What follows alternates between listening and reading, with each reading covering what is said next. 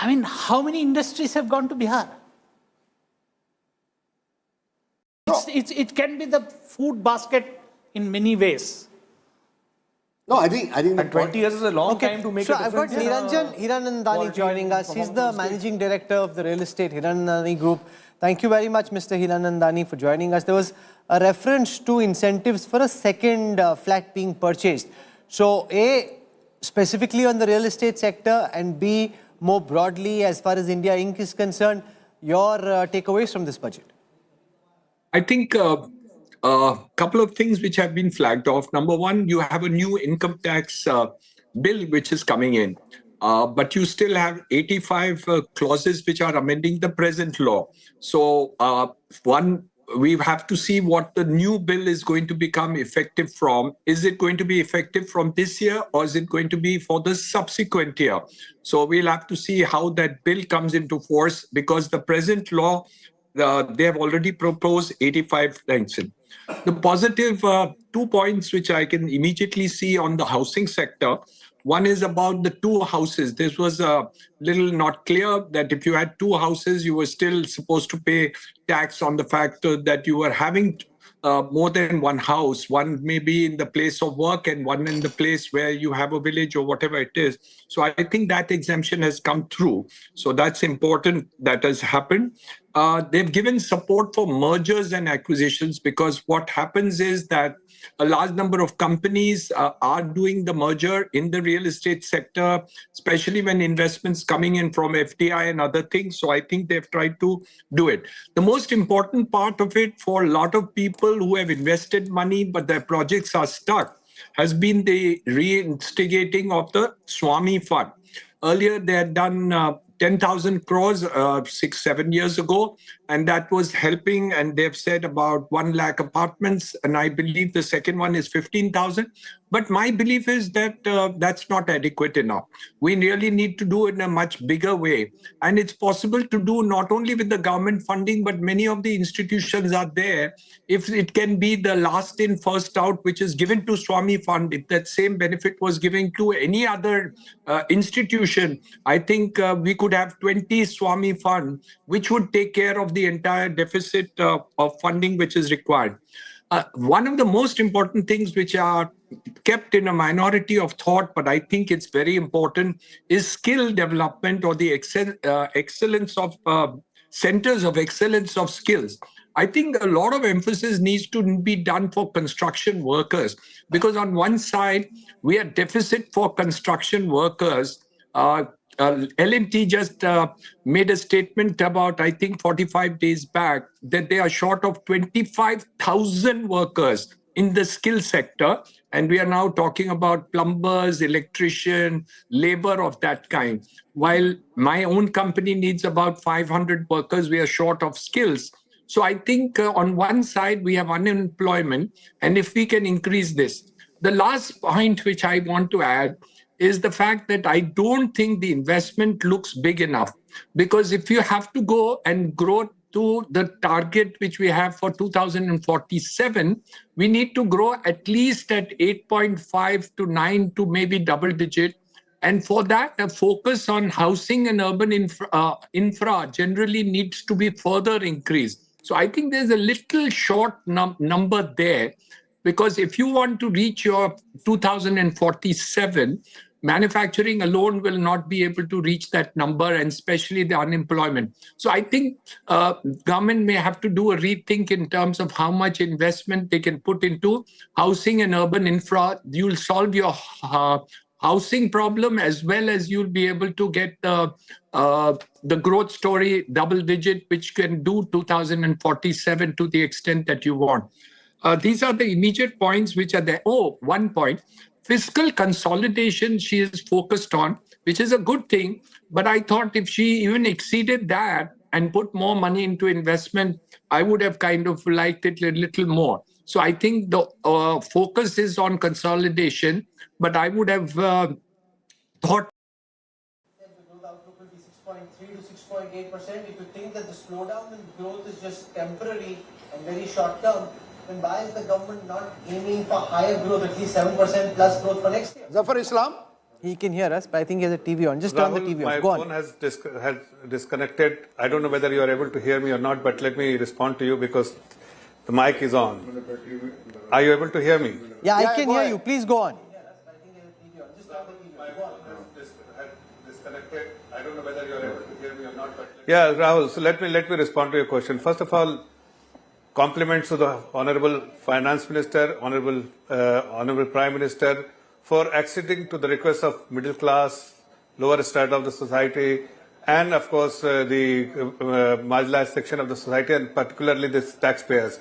Because the big relief, nobody on the street was expecting that the minimum threshold will be 12 lakh. Everybody was talking about 10 lakh, but today they have surprised everyone, and everybody in the country is happy because it is not only 3.5 crore, but the entire family is benefited from this 3.5 crore.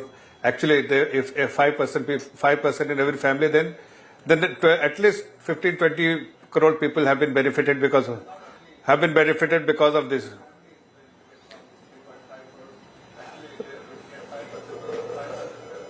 Go ahead. A lot of disturbance. Can you just take me? Okay, let's try and fix that. We'll come back to you for more in just a moment. There are lots of political reactions coming in from Parliament.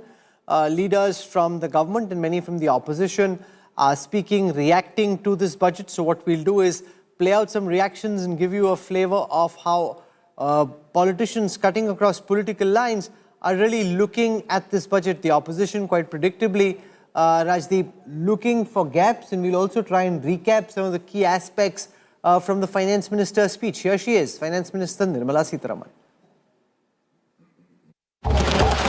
Slabs and rates are being changed across the board to benefit all taxpayers. The new structure will substantially reduce the taxes of the middle class and leave more money in their hands, boosting household consumption, savings and investment. In the new tax regime, I propose to revise tax rate structures as follows: 0 to 4 lakh rupees nil, 4.8 lakh rupees to 4 to 8 lakh rupees 5%, 8 to 12 lakh rupees 10%, 12 to 16 lakh rupees 15%, 16 to 20 lakh rupees 20%, 20 to 24 lakh rupees 25%, and above 24 lakh rupees 30%. To taxpayers up to 12 lakh of normal income, other than special rate income such as capital gains. I read that again. To taxpayers up to 12 lakh of income, other than special rate income such as capital gains, tax rebate is being provided in addition to the benefit due to slab rate reduction in such a manner that there is no tax payable by them. मैं मां लक्ष्मी से प्रार्थना करता हूं कि देश के हर गरीब एवं मध्यम वर्ग समुदाय पर मां लक्ष्मी की विशेष कृपा रहे. Okay, so there you saw the action and then the reaction. The Prime Minister speaking about Ma Lakshmi, the goddess of wealth, shining on the middle class, and shine she did to the extent possible in the union budget, though Rajdeep's not fully very convinced about it. No, I'm not convinced that it's a big idea. I'm convinced that I think the Prime Minister. You spur consumption demand. No, I'm not convinced. Saying if it doesn't happen, then How else do you spur consumption Idea. demand? There's a difference between an idea. This is the fact. The biggest question was, how do you spur consumption demand? I'm not sure. Don't amount to much. I remember a few years ago when corporate tax cuts were there, you said it is going to spur investment. It didn't happen. No, my limited point, trust deficit is still a major issue. I concede and I believe that by doing what you've done, you've sent a very strong political message. You've got the sentiment right. This but is there an is a excellent difference. economic program. There is a difference between getting the sentiment right, which I think the government has done and has succeeded in So doing what's that. your big idea? How else can she spur consumption demand? She's spoke- given cash in the hands of the Indian consumer to go out and spend, which has a cycle of We its own. spoke earlier of the budgets which are seen as landmark budgets, the budgets which change thinking radically. I still believe that remains a problem that this government has had for the last 10 years. there has been a reluctance at one level to do that big idea, which is actually going to take you from 6% to 8 to 9 or 10%. I don't Nobody believe we has can do addressed that. to me, It's how not are you going to possible. move to 8 to 10%? Just now you heard one Niranjan shot. Hiranandani say that. How are you going to Viksit Bharat 2047 with what you've done In today? a single budget, nothing can take us to that level because now we are a 4 trillion GDP economy. No, You it's are not about referring a to single budget. From 1991, a child or infant doesn't grow at the same rate as an adult. I am asking you to actually tell me this. Everybody recognizes that the I have biggest mentioned- challenge at the moment is slowing down of growth. Are you telling me All this the budget technology is and going to innovation- kickstart growth? That's all I'm asking. All the technology and innovation efforts that have been mentioned in the budget, all of them are important to go to a 10 trillion GDP level. Now, no one wants to talk about that. We simply want to fixate on whether it became 10 lakhs, 12 lakhs. I will have it asked kickstart a consumption? simple question. The challenge before the FM and the government is, how are you going to kickstart a slowing economy? Show me what in this budget is going to transform and push this economy to a greater height. There is a very in good the consumption- previous budget in June, July, various figures were those have also not been met. Whether it's tax earnings, whether it's let's talk about hard data. 8 months ago versus today. Yeah, you're right. So one thing that I think is missing, one big idea, is that it is not really pushing private investment. It is not incentivized private sector to invest in a massive way. That could have been one big idea. There's been lots of little initiatives, simplifications, but I don't think the private sector is going to rush in and start adding capacity. No, but they already gave a massive corporate tax cut. Yeah. What else can the government do? I mean, the expectation also No, has to be and rational. I said this earlier, where capacity utilization is not picking up, why should somebody invest? It never makes any sense. If you're running a business, you look at the capacity utilization and accordingly you'll make your decisions. No, and there, for example... And the reason I said capacity utilization has not been exhausted is because productivity enhancing reforms always create capacity. There is a greater scope to sweat your existing asset base and thus you delay your capex. So as I It is said, only we've got rational. lots of political reactions coming in. Let's listen to some political reactions coming from right outside Parliament. Leaders across the political spectrum reacting to this budget. गठबंधन का सहयोगी होने के नाते मैं हमारे प्रधानमंत्री और माननीय वित्त मंत्री जी का विशेष तौर पर धन्यवाद करूंगा जिस तरीके से विकसित देश बनाने की सोच के साथ ये सरकार कार्य कर रही है उस सोच को और मजबूती देने वाला ये बजट है जहां इस बजट में अमीर और गरीब के बीच की दूरी को कम करने की सोच दिखाई गई है वहीं इस बजट में गांव और शहर के बीच की दूरी को भी कम करने की दिशा दिखाई गई है हर एक विषय पर पूर्ण रूप से अध्ययन करके एक नया मानचित्र तय किया गया है और सबसे बड़ी बात कि हमारे जितने भी टैक्स पेयर्स हैं उनको इतनी बड़ी राहत दी गई है 12 लाख रुपए तक कोई टैक्स नहीं और हर एक ब्रैकेट में आप देखोगे तो करीब करीब 40 से 25% की राहत हाई इनकम टैक्स पेयर के लिए तक भी दिया गया है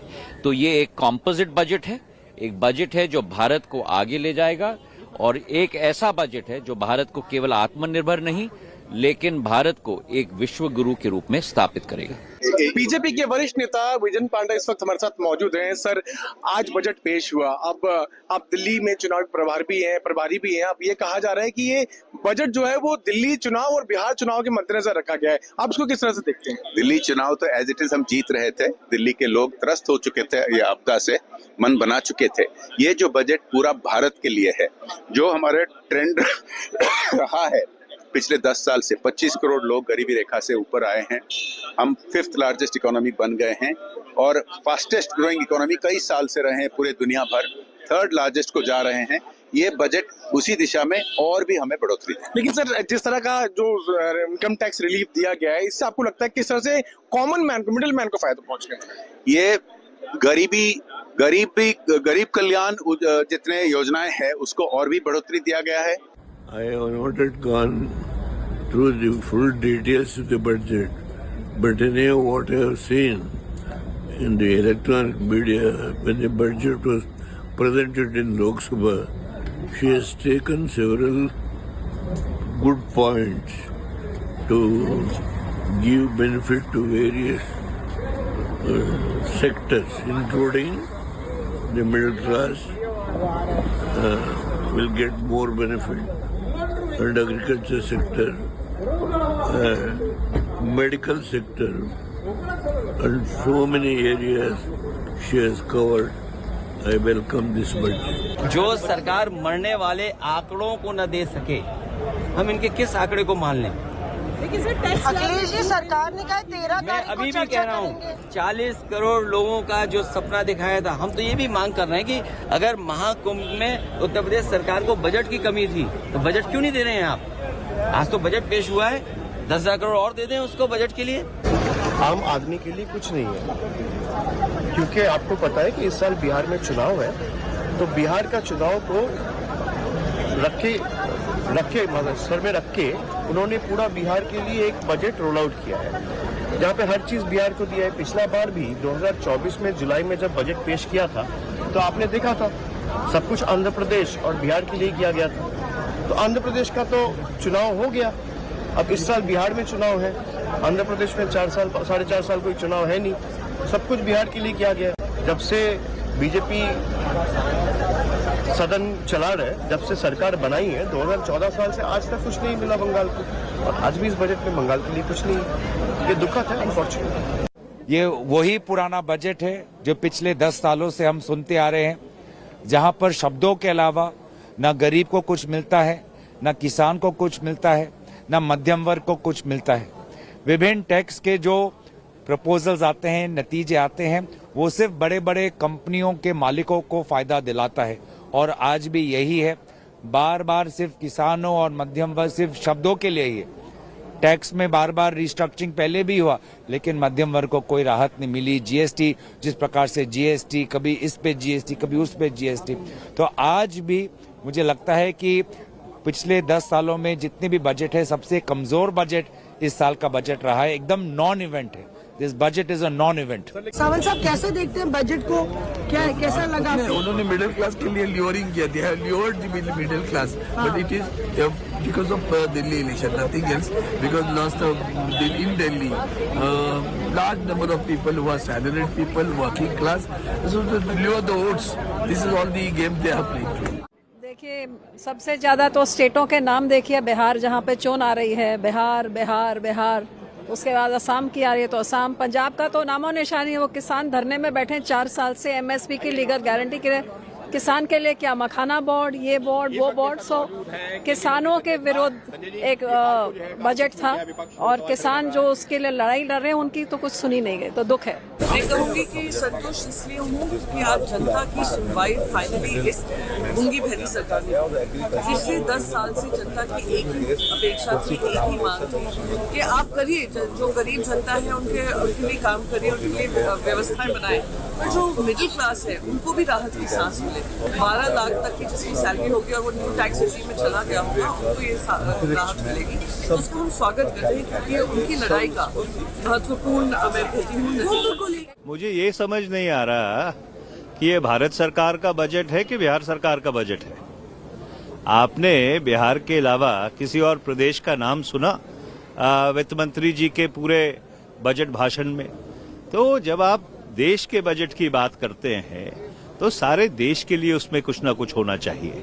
और ये बड़ी दुर्भाग्यपूर्ण बात है कि जिन बैसाखियों पे सरकार चल रही है, उन बैसाखियों को स्थिर रखने के लिए उन्होंने बाकी मुल्क की जो विकास है उसको बिल्कुल दांव पे लगा दिया। You know, one of the top voices from India's infrastructure sector, Vinayak Chatterjee, managing trustee and founder of InfraVision Foundation, he joins us. Vinayak, welcome. You know, your takeaway on whether you think this budget has done enough to boost growth, and the kind of ripple effect you think that this tax benefits that have been given to the middle class could potentially have on India's consumption story? Probably the most relevant question for this budget, you know, year after year when the budget is presented, the big question asked is how much has the allocations for the infrastructure sector been increased? Because for the last 10 years, the storyline, the economic mantra, the governing economic philosophy has been that infrastructure outlays will pump prime economic growth. And the government has also put out statistics to say that 1 rupee spent on infrastructure results in 3 rupees of GDP growth, etc., etc. So in the past many years, we have seen budgets increase allocations for the infra sector, by 30%. You will remember these years, last 2-3 years ago, 5 lakh became 7.5, 7.5 became 10. Now, wonder of wonders, this year, actually, the allocation for infrastructure, believe it or not, is just flat. It's the same as last year. I have the figures before me. The allocation for the infra sector last year, CapEx, was 11.1 lakh crores. And this year, it is 11.2 lakh crores. So it's flat. There has been no increase in the infrastructure sector allocation worth talking about. However, there is a point of view that the full budget allocation for last year has not been fully utilized because of the slowdown in capex, etc., etc. And out of the 11.1, only 10.2 has been actually utilized. So therefore, if you take the base as actual expenditure expected this year at 10.2 and the budget provision of 11.2, then you could argue that it's a 10% increase. But actually, budget allocation to budget allocation last year to this year is the same. So it is one of the first times in living memory that the budget allocation for infrastructure sector is as close to zero increase as possible. Having said it, it need not necessarily be viewed as a negative, because what it achieves is the FM has done her very, very difficult balancing act. She has cut infra outlays, but she has preserved fiscal discipline, which she has brought the fiscal deficit down to 4.4%. So this is the result of the balancing act. And to the credit of the government in structuring this year's budget, there has been a slew of initiatives for different segments of infrastructure, whether it is maritime or whether it is regional connectivity, etc. And I personally have now picked up from her budget speech 6 elements where she is pressing the button on getting private capex back again. For example, the Urban Challenge Fund mandates PPP.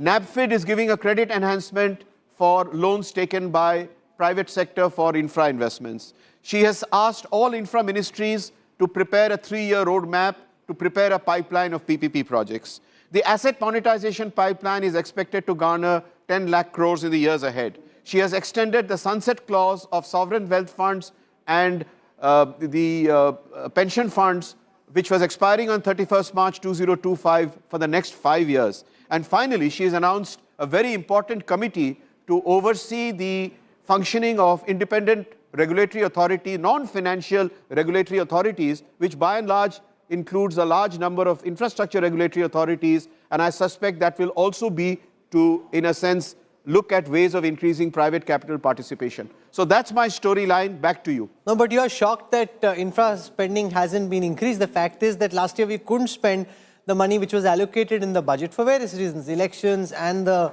ability of states to spend. So therefore, why is that a bad thing? I mean, it's better to actually spend out the amount that's been allocated rather than allocate and not be able to spend. Look, the big question is, what has suddenly happened to our execution capacity that when the government makes the money available, we can't spend it? It is, I mean, it is very, very difficult to think of a country where we are looking at removing poverty, where we are looking at removing standards, and we are looking at it with the governing mantra of capex in infra, pump priming growth, and then you turn around and say, I have the money, but I can't spend it. I mean, is that a rational economic argument? I would take this lack of spending very, very seriously, and I would question that if increasing capex from the BJP respond to this. Vinayak Chatterjee questioning very seriously the inability of the central and state governments to spend on public infrastructure despite having allocated funds for this. Let Zafar Islam respond to Vinayak Chatterjee. Thank you, Rahul. First of all, before I respond to Mr. Vinayak Chatterjee, I would also like to respond to some of the opposition leaders I've heard. I think it is their job to criticize every single budget, whether it's 2014 budget or 2025 budget.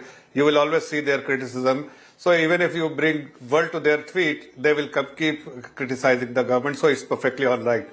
However, from that, I think it is very important to understand that the finance minister has a very difficult job, very complex job. She has to balance every budget. She cannot accede to requests coming from different quarters. If she has to balance, sometimes she has given large allocation for capital expenditure, as Mr. Vinayak Chatterjee said.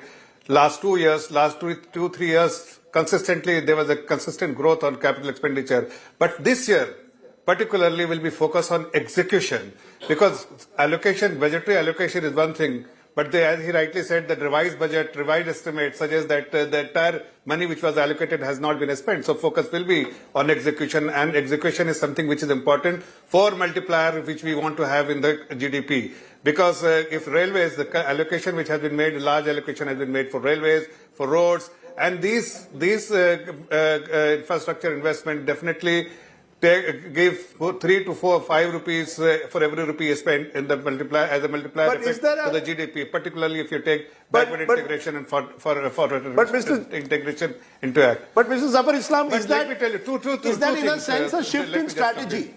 No, Mr. Zafar Islam, is there a shift in strategy, a conscious shift in strategy, particularly when in this budget, it appears that the government has discovered the middle class, or the middle class believes that the government has finally listened to it, and thereby you hope that the middle class consumer now and private investment, you hope, will take the economy forward. Not government capital expenditure, but this time it's the middle class consumer and hopefully private investment which will take the economy forward.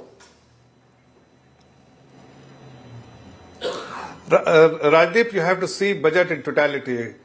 Government has definitely taken reform measures to boost growth, particularly tax reforms, power sector reforms, urban development reforms. They have taken many measures to boost the economy. Definitely consumption is one concern which every single economist was talking about, and they were all saying that why don't you give money at the hands of people so that they can spend.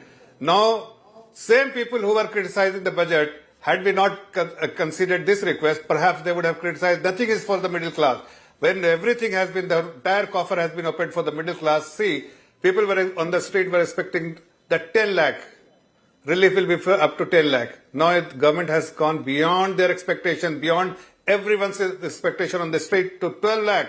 And there's something commendable. Everybody is happy. I have seen many reports. Nobody is criticizing the government because they know that the consumption is something which is important for growth, and middle class needs that kind of additional comfort, which has been provided by the Honorable Finance Minister, Honorable Prime Minister, and I think compliments. I want to go across to Arun Kejriwal now, leading market expert. He's joining us on this broadcast. Mr. Kejriwal, why are the markets reacting negatively to this budget? The Nifty 50 down 163 points, the Sensex down 425 points at this time. Why have the markets not liked the budget?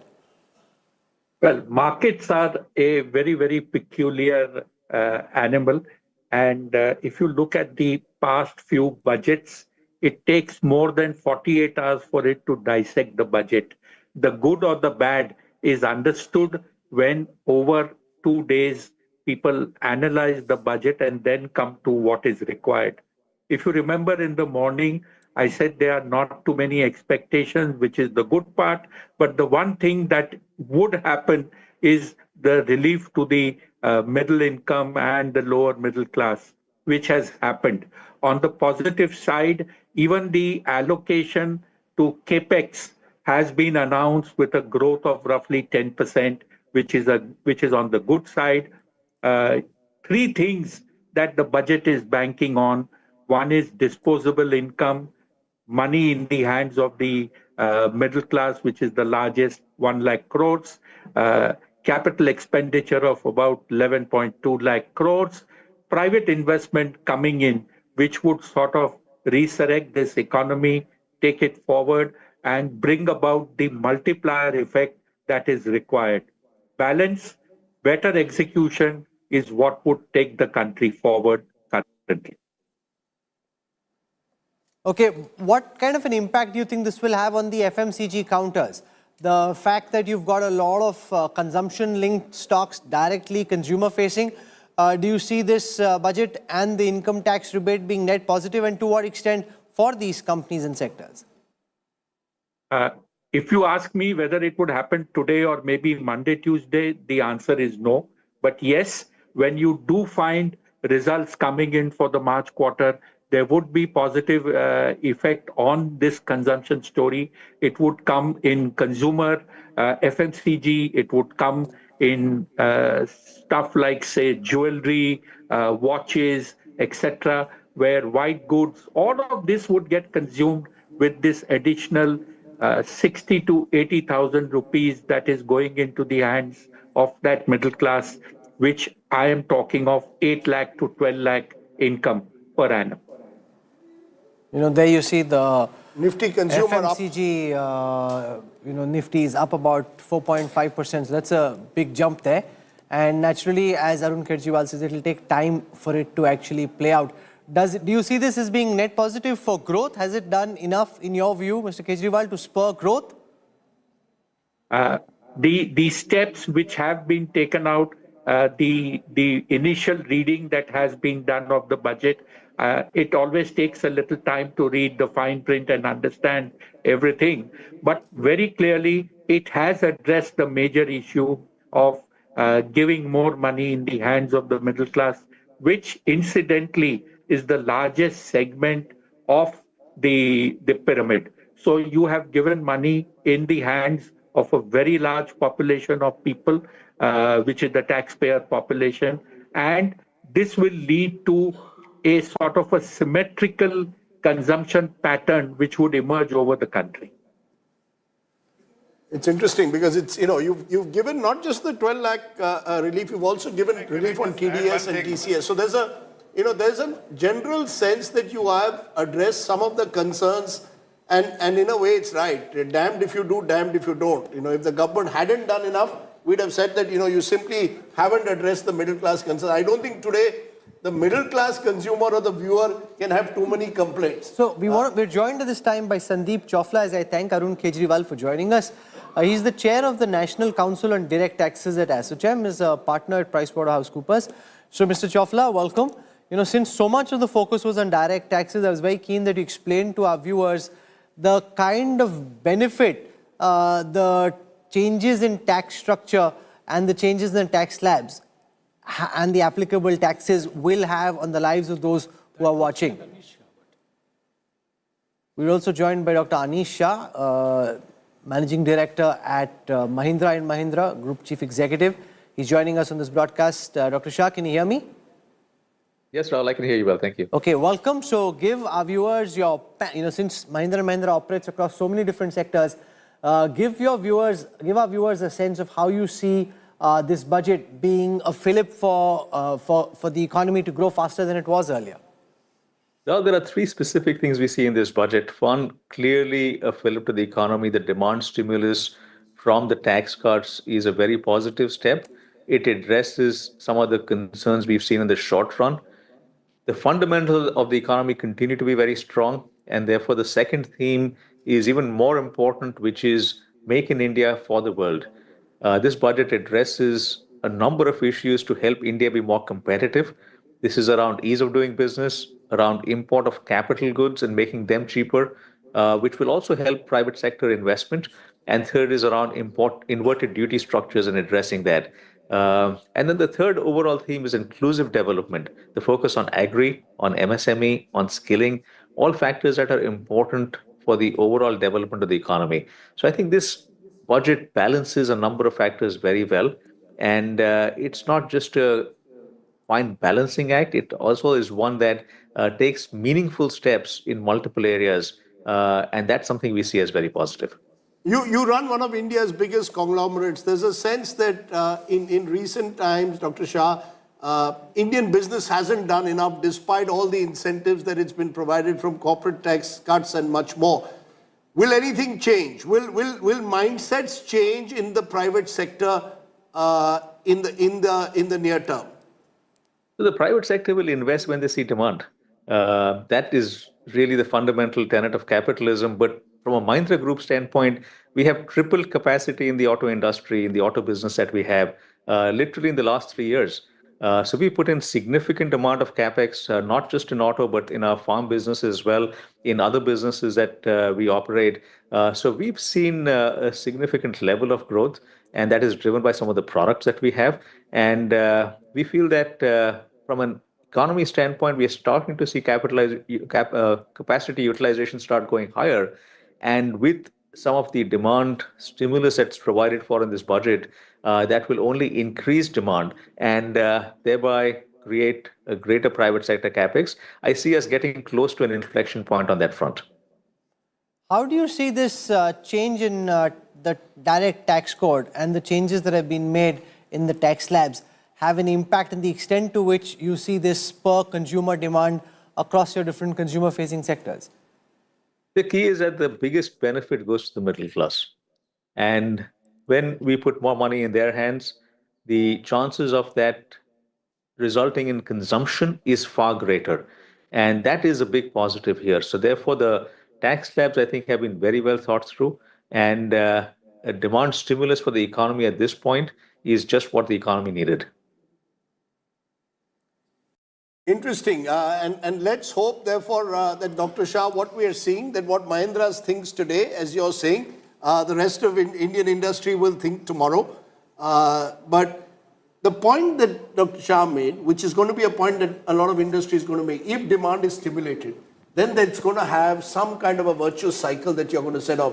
Do you see what's happened today, in a sense, becoming a precursor to a potential virtuous cycle of demand finally being triggered off, which is really seen as the major concern post-COVID over the last few years? So first, I think the finance minister couldn't have done anything more on the consumption side. So on the consumption side, this is as big an increase she could give on the tax, benefit. I don't think there could have been a whole lot more.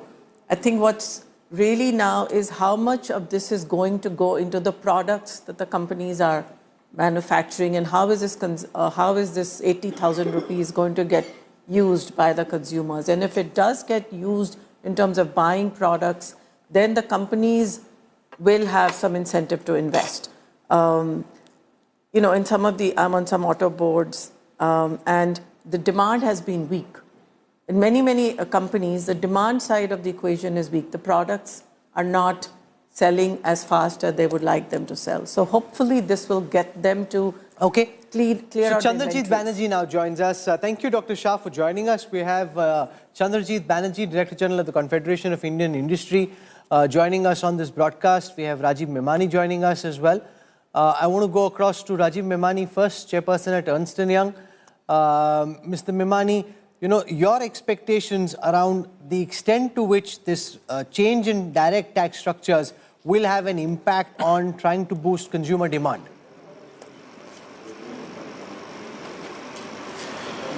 No, Rahul, firstly, must congratulate the Honorable Finance Minister for this. I think all of us were expecting some kind of relief, but I don't think anyone expected this kind of relief. To the best of my knowledge, I don't think this kind of relief right across all the categories of taxpayers who are under the new tax regime has happened in the past. I think it will definitely have an impact on consumption, because more disposable income in the hands of people will lead to greater consumption. We all know, all the data points indicate that, especially in urban India, consumption was lagging, and especially in those products which are consumed more at the middle income level. So this will definitely have a positive fillip, and I think that's probably one of the reasons, both from an equity standpoint and also from an economic standpoint, I think this is probably the right thing to do. Chandrajit Banerjee, of all the inputs you and your teams have been giving to government over the past several weeks, to what extent have you been heard? And the question that Rajdeep was asking about the extent to which you think this could spur investments by India Inc. in the India story? So, obviously, one of the biggest thing that we were talking about was how do we spur consumption demand and how do we bring relief to the middle income group and the lower income group. So that has been touched. That touches a large number of people. And I think that's a huge area of work which we were focused upon pre-budget, and so happy to see that it has been much more than adequately sort of focused upon, and very innovatively so. Second is another big thing that I would appreciate is about the focus on the agri sector, which really means focusing on the supply side, which means that you are able to supply, work on the food inflation. I think that's a huge positive one sees in the budget. So two very critical areas which not only spurs demand, and let's also the private sector obviously kicks in with the type of the consumption being such a large part of our economy. Obviously the private sector would be facilitated, and you have also seen one very critical thing which has happened is focus on the labor intensive sectors, areas like toys and all of that itself is again will bolster employment in the economy. But why hasn't the private sector done it so far? You see, with due regard, Dr. Banerjee, the truth of the matter is the private sector could have done much more, many believe, earlier. The government has made efforts in the past. What is different this time to the previous occasion where the government has made attempts to incentivize the private sector? Why should we believe the private sector that this time will be different? So, number one, it's not right to say that the private sector has not been investing. The private sector has started investing. The government did the heavy lifting after COVID, a huge amount of that. Private sector, today we see certain sectors where there is growth in terms of expansion of investment. Second, what we were seeing is the consumption demand, the muted consumption demand. And now with that getting to answer your specific question, with that getting sort of so much well addressed, obviously the investment demand in the private sector would go up. Thirdly, if you really look at the capex and the quality of capex that the government is talking about spending, would definitely also crowd in the private investment demand. Let's get a word in from Vijay Kedia, leading market expert at Kedia Securities. Mr. Kedia, you were singing a song for the finance minister about taxation not being touched. At the end of it, she doesn't seem to have tinkered much with taxation. So what ditty are you singing for her now? Nothing. दिल के अरमा आंसुओं में बह गए, हम वफा करके भी तन्हा रह गए. क्यों तन्हा क्यों रह गए आप? Because there is nothing for a stock market. The best thing for a stock market is that capital gain tax has not been raised. So, so that is the best thing. But nothing about the stock market. But you should be happy then. Why are the markets sad? Sensex down 210 points, Nifty down 59. It's the consumer-facing stocks index which is doing well. But why are the markets seeming slightly desolate? No, because I think one should not read about all these consumer stocks rising today 4-5%. They're already 10, and they have not participated in this bull market in last 2-3 years. So I don't think that one should read anything into that. And whatever they are talking about, 1 lakh crore of whatever sacrifice they have done, I think this is very small amount to stimulate $4 trillion economy or $3.5 and $4 trillion of stock market. And also I think they have to do more. That animal spirit is still not there. I think unless we touch the subject of unemployment, I think this market, as I said in my earlier interview, it's very difficult for this market to bring that momentum back, which we had seen in last few months or last few years. We leave it there, Mr. Kedia. Thank you for joining us. Let me put that question to Rajiv Memani on the quantum of the money that's been infused as a result of the reduction in taxes. Because it's 1 lakh crores, the likes of Vijay Kedia argue that isn't enough. But before that, let me get a word in from Sandeep Chofla. He's a partner at PricewaterhouseCoopers PwC and heads the Direct Tax Council of ASSOCHAM. So now explain that, Mr. Chofla, in terms of the impact that you think it will have. The likes of, Mr. Kedia was a markets expert saying it's too small to actually stimulate a $4 trillion economy. I think, Rahul, one of the asks of middle class was that given the fact that inflation has been rising, given the fact that the consumption had been going down, and the middle class really was asking for respite in terms of moderation of the slab rates and reduction of the tax rates. So that has been done. And therefore, as the Honorable Finance Minister announced, that up to income levels till about 12 lakhs, there will not be any tax. Of course, that needs to be understood and analyzed. So basic thing is that whatever was the tax outgo for the last year, compared to that, what she's proposed, there is a significant relief. And in addition, there are other reliefs also for the individual taxpayers in terms of, if you have up to 2 self-occupied house properties, then the annual value will be nil. Now, whether it will have an impact on the economy, to my mind, putting more money into the pocket of the middle class does result in some way, may not be entirely, but in some way or fashion, it does result into spending. And that would have naturally have a positive impact on the demand side, and therefore the consumption will rise. Now, whether it will have an impact on the stock market at this point in time doesn't seem so. The finance minister spoke of reducing cesses and surcharges to 1. Does that apply also to direct income tax? Have you been going through the fine print? What have you picked up through the fine print of the finance bill over and beyond what we heard in the finance speech, in the finance minister's budget? So the cesses, Rahul, though it's in the fine print, I have not gone through that yet. But my sense, hearing the Honorable Finance Minister, the cess reduction, etc., was more in the context of some custom rates. And for the income tax, wherever the surcharge is applicable, it will remain. I didn't hear anything on any surcharge or cess rationalization or moderation so far as the individual tax rate is concerned. But of course, one needs to go through the fine print to see that what the impact is. So a very simple question. I'm earning 1 lakh a month. 12 lakhs a month is my salary. 12 lakhs a year is my salary. How much tax do I have to pay? None at all? Well, there would be some tax because there are slab rates which have been announced, but compared to the last year, so 10%. Your tax outgo would be less by 80,000 rupees. That's what the broad calculation is. So the broad calculation is at 12 lakhs? Salary, what would it be? In the new regime, there will be no tax, so I pay 10%. No, you will pay tax. You will pay tax. What she basically meant was that compared to last year, to 4 lakhs, no tax, and 4 to 8 lakhs, there is 5%, etc.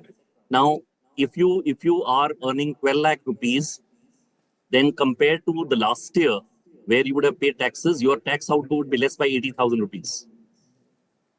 Okay. So R. Mukundan of Tata Chemicals now joins us, Managing Director and Chief Executive.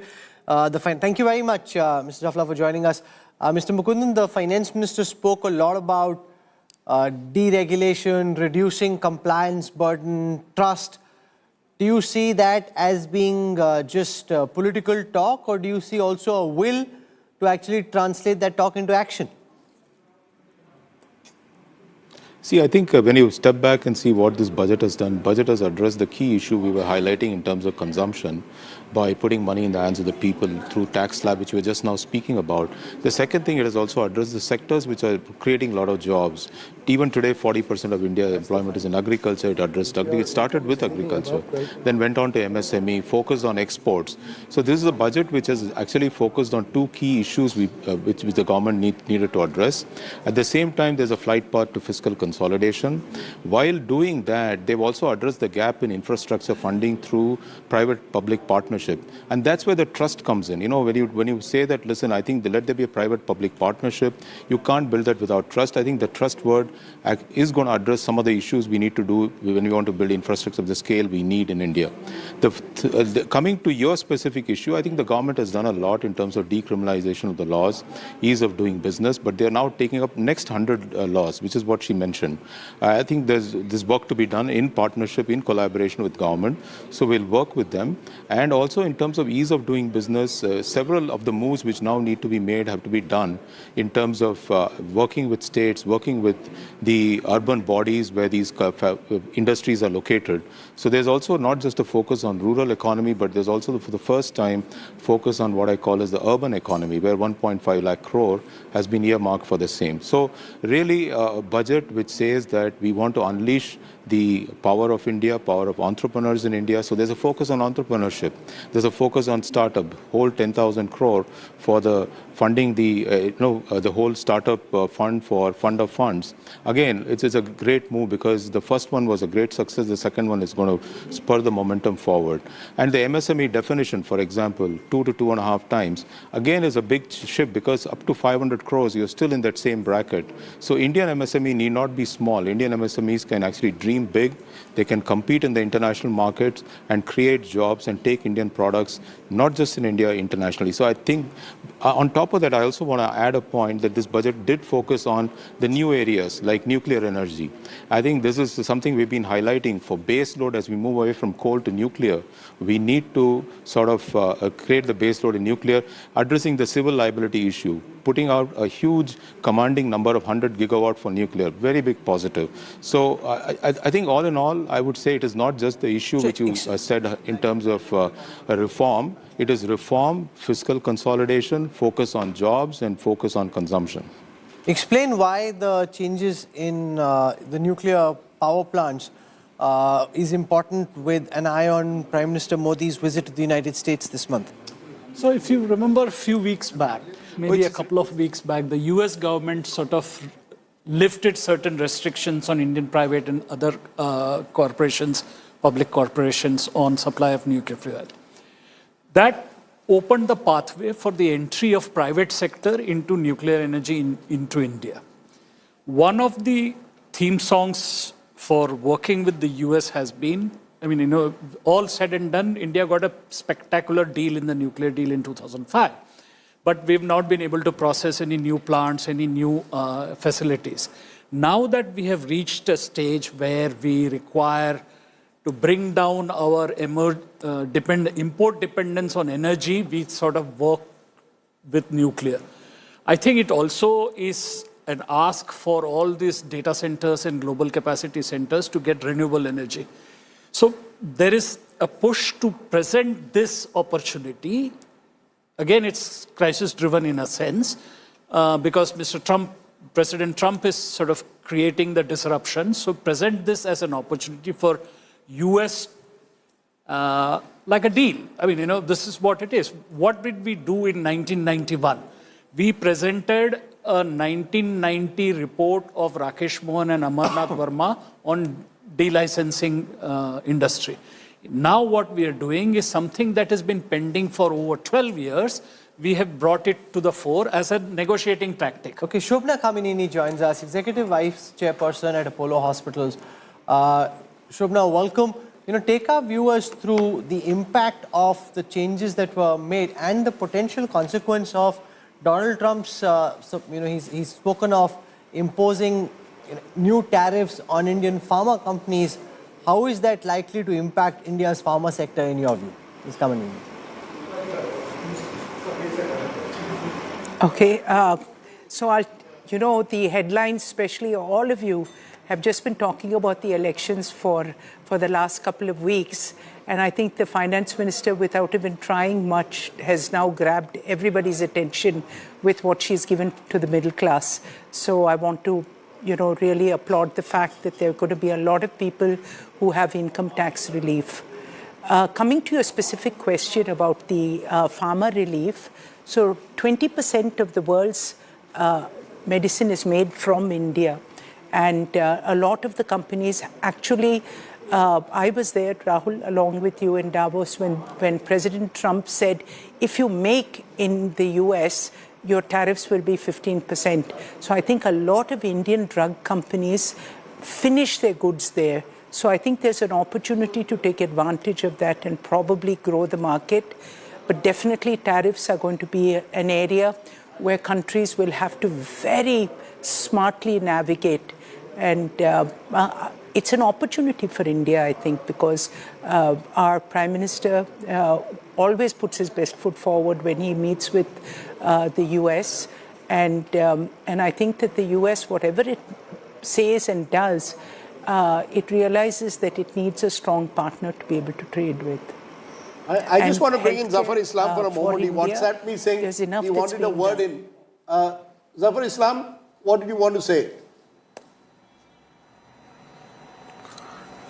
Well, Rahul and Rajdeep, you are posing a question whether 1 lakh crore, what relief has been given to the taxpayers and to the people of the middle class, people are responding that it is not sufficient. I think you should pose this question to the common man on the street. The middle class, I think their response will be very different, because people who are dealing in trillions and talking about trillions perhaps may not be able to appreciate what 80,000 is all about. And those who have a salary of 12 lakhs, 80,000 benefits is something which will definitely be paramount importance for them. Unlike people who are actually voicing here that 1 lakh crore is not sufficient, because people were talking about that you should give some relief to the taxpayers. It's not some relief, it's a major relief. That's what I wanted to highlight. That's a major relief which has been given to the taxpayers, something which even taxpayers had never anticipated, that 10 lakh, beyond 10 lakh relief will be given. So the people who are earning, you pose a question to the price of the Waterhouse guy that whether somebody is having a salary of 12 lakh.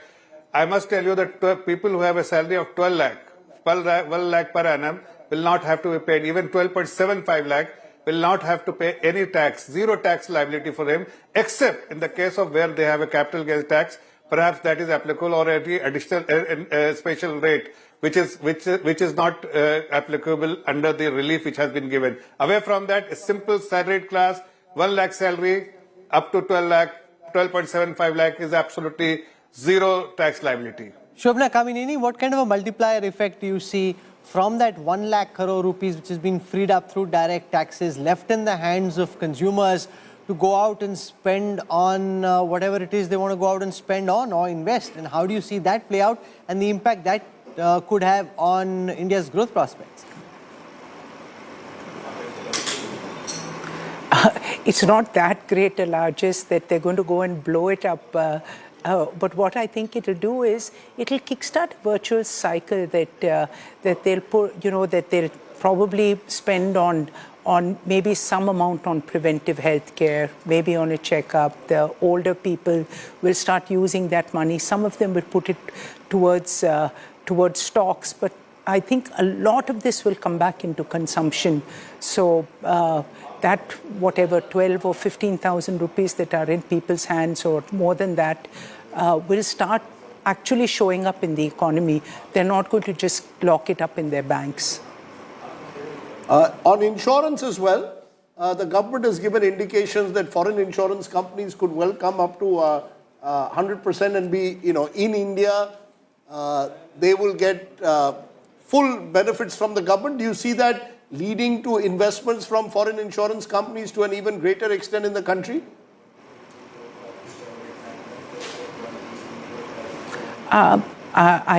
Quite frankly, I was in that sector.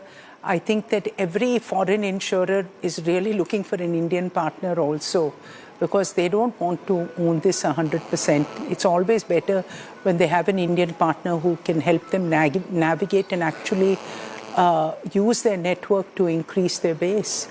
But definitely, I think that it will allow people to invest more. The insurance companies will have deeper pockets, and maybe they'll expand the market a lot more.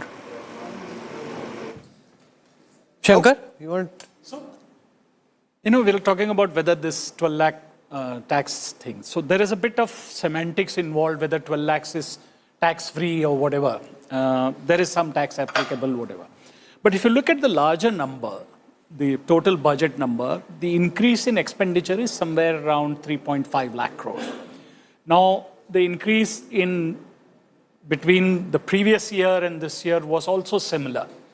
The placement of the capex at 11.2 lakh is similar to last year. What is different this time is that there has been a push for the demand side, for the consumption.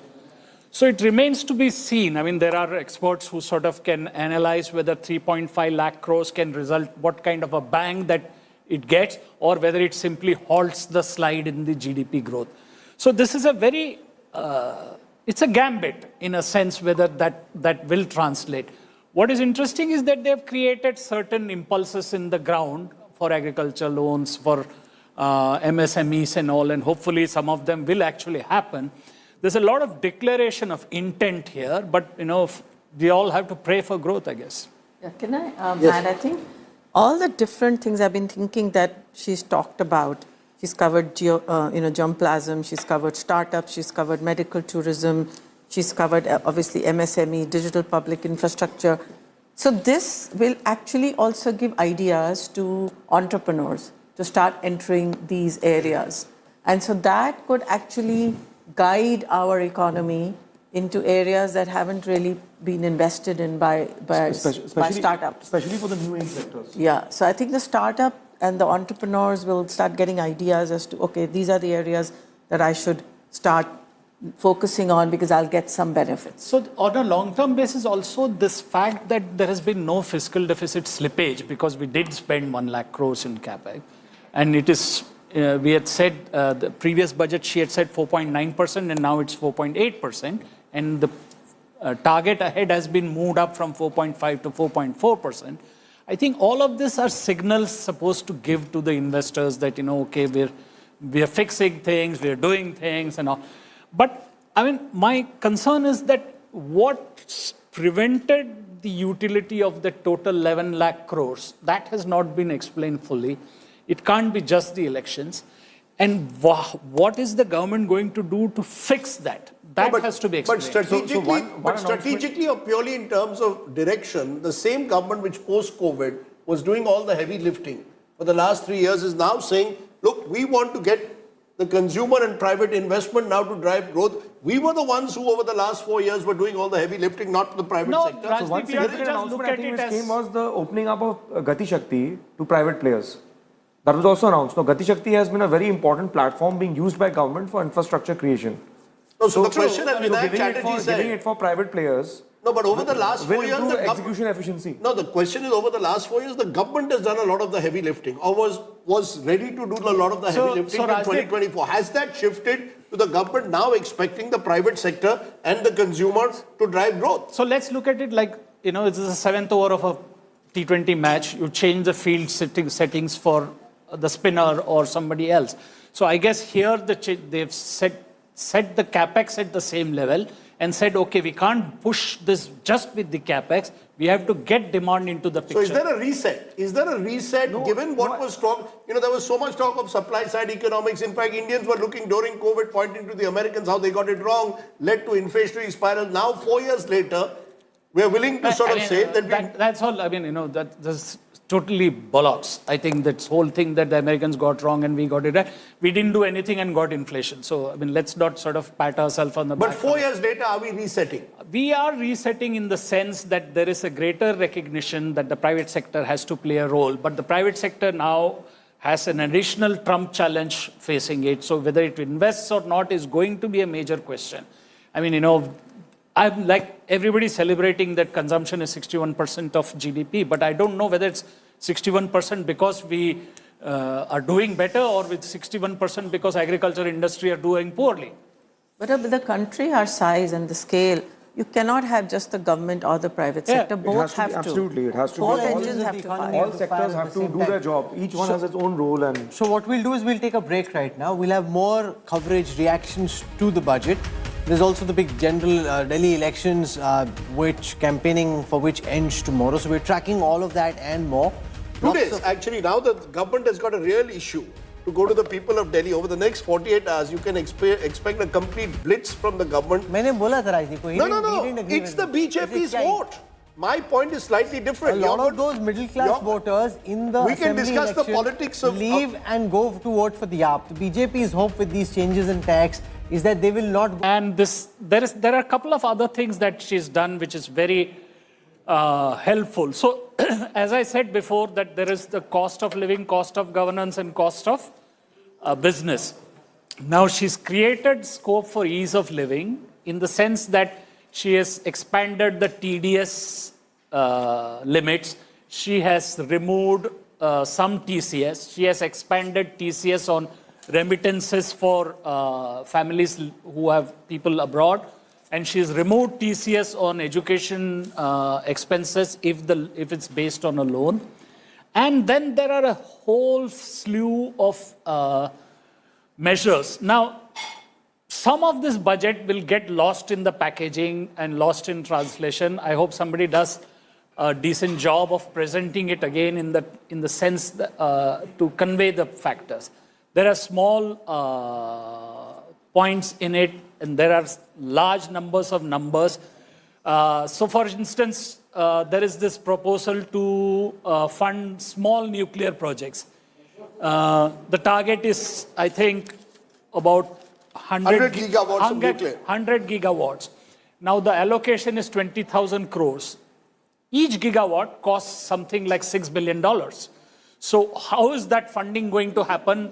All those details are unknown. We will come to that, but the big picture story, Rahul, is that you've got the government trying in some way to send out a message to the middle class, which many believe was the most modified middle class 10 years ago, that look, we haven't entirely ignored your concerns. I think that's the big political message, because the sense was that while you were giving Ladli Bahin, various benefits, free bus rides, and other benefits to the poor or those who are below the poverty line, what was the middle class getting from a government that the middle class believed they had an important hand in voting for?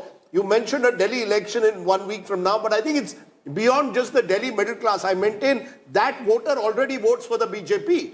I think it's in sending a signal. If I am raising the income tax slab where I don't have to pay tax from 7 lakhs to 12 lakhs, I'm automatically benefiting a large number of people who are precisely those who felt, what is this government giving to me? So that's a fairly substantial jump when you go from 7 lakhs to 12 lakhs. The other slabs are also going to be revised. Importantly, she said she will be bringing a fresh income tax bill next week, where she's spoken that she will focus on Nyay and not Dand.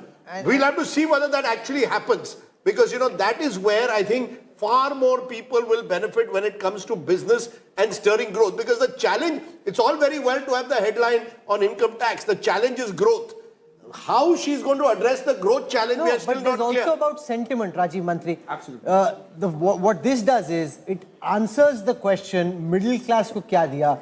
Earlier there was a bet on rationalizing corporate taxations. She's also said that there'll be only one cess. So this whole multiplicity of cesses, she's suggesting will be dealt with. What's your reading of the budget? No, and in the new tax regime, the limit is 12.75 lakhs actually, which is, I feel, a very significant jump up from where we were, around 6.5, 7 lakhs earlier. And now 12.75 lakhs of income will be tax-free. So that is a very big fillip to the people who are just entering the workforce on their first job. They will be outside the tax net, they will get to keep everything they earn. No, you're betting on them then using that extra money to consume. I mean, that is your bet. So what they do is their choice. It's not a question of government deciding for them what they want to do. No, tell me, what has she done in this budget to stimulate growth? You see, that's the challenge. No, she's betting on consumption. There's a lot of little tinkering. She's betting on consumption. This is a very important step forward. Just as a few years ago you bet on corporates. Step forward to bring a new direct tax code, which we'll see the bill next week. We have already seen that the limit has been so meaningfully raised. Moreover, how are you pushing growth? I'm asking the question. You look at all the futuristic areas that you're talking about: nuclear energy, new geospatial mission. So these are all productivity enhancing new industries and new sectors, which, for the first time, there's a government talking about deep technology in the country, bringing the most cutting edge innovations into our industry, bringing all kinds of R&D programs that will support productivity enhancements. Growth. How is this budget boosting growth? What was the big idea for growth beyond saying that I bet on the middle class now consuming more with the tax breaks I give them? So there are two elements of growth. Short-term growth, immediate need to boost consumption from the middle class. So that's what is being addressed on the tax code.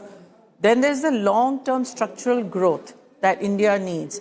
There's a lot of little initiatives across, whether it's AI, technology, startups, the startup fund, that will stimulate growth longer term, innovation longer term.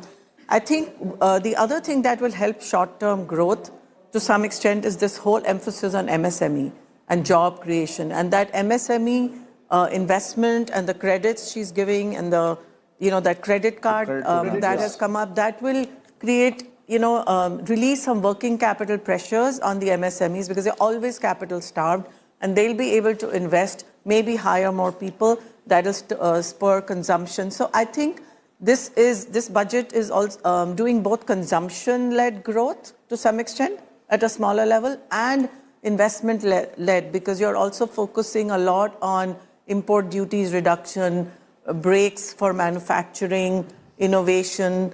I was hoping for R&D tax credits, which I didn't hear, so that hasn't happened. But there is, at least on the manufacturing side, there is some credit being given, so that will boost investment. But yes, I think it's going to be hard for anyone to really figure out what that growth number will be, because there's so many small initiatives that, to work the math, to come up with a number is going to be difficult.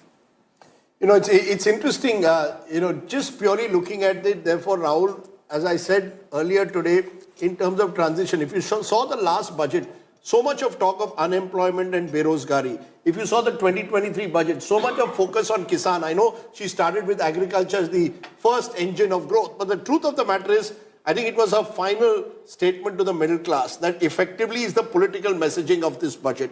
And I think that's critical, not just for the Delhi elections, but the BJP recognizing, or the Modi government recognizing, that this is the class that drove us to power. We need to send out a message to them and then bet on them consuming more. You're placing a bet that when I change tax slabs, I am incentivizing people. Now with your savings, please go out and consume. But it's a very big idea. It's not a small idea, Rajdeep. Let's not undermine. No, what's the big idea? I'll tell you what what's the idea is. So if you see, if I'm changing 7 lakhs to 12 lakhs is not a big idea. Let's be very clear. No, I don't know what's the idea. No, please tell me the idea. I'll tell you what the idea is. See, here's the deal. If 7 had gone to 9, you can say it's just tinkering.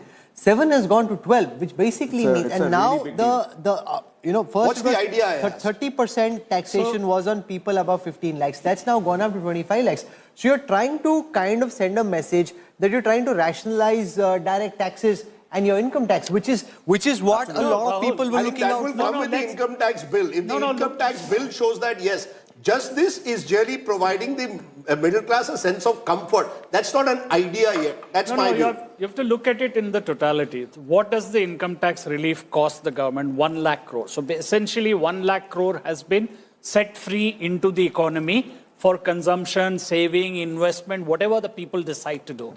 This is the demand side of the picture. On the supply side of the picture, you've created some impulses in agriculture. I think the Udyam credit idea, which I had sort of been campaigning for, has come through. So that will create impulses at the small and micro level. That's the credit card scheme. Credit card for the small and micro enterprises. The other things that are there in the budget from, for urbanization, some of this is like a hope balloon. Some of it is very strategic. The nuclear thing is clearly aimed at getting on the right side of the Trump administration. The tariff levels, bands reduction is to woo the Americans to come. So there are also this NRIs manufacturing in India or giving services in India. So there are a lot of, the story has not been told very well. This is like a Quentin Tarantino film where there is something is up, something is in the second phase, something in the fourth phase. But she has delivered the political message in the last over of the match, so to speak, where India's middle class is being told, we hear you.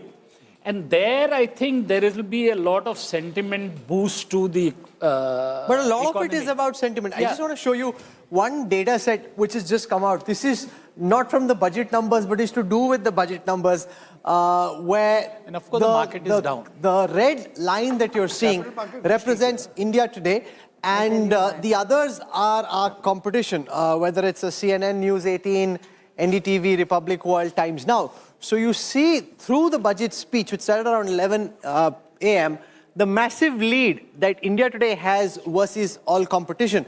So I was just doing the numbers. If you were to aggregate our competitors, you would still not reach the live concurrent viewership of India today throughout the budget speech. So that's quite significant.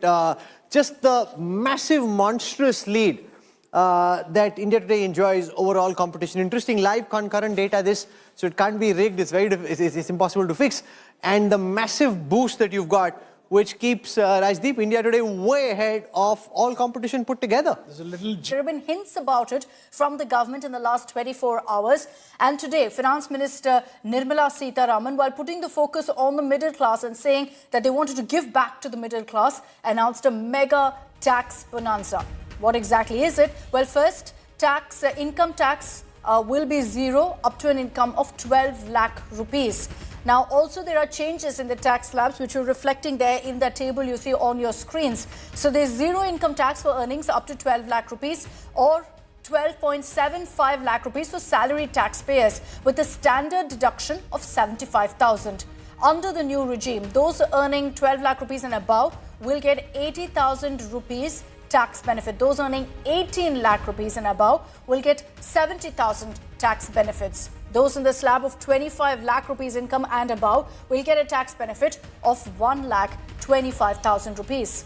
And with that particular big announcement, Prime Minister Narendra Modi congratulated Finance Minister Nirmala Sitharaman on the budget, acknowledging how everyone's praising her for rolling out a good budget. The middle class provides strength for India's growth. This government, under the leadership of Prime Minister Modi, has always believed in the admirable energy and ability of the middle class in nation building. In recognition of their contribution,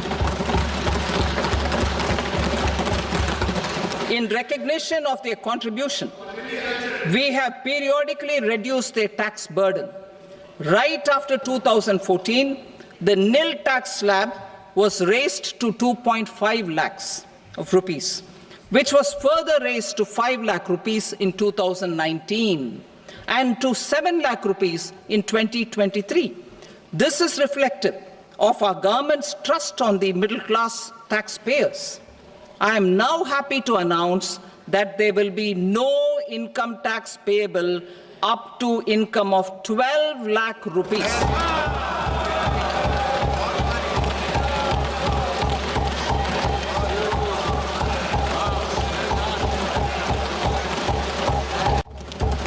Slabs and rates are being changed across the board to benefit all taxpayers.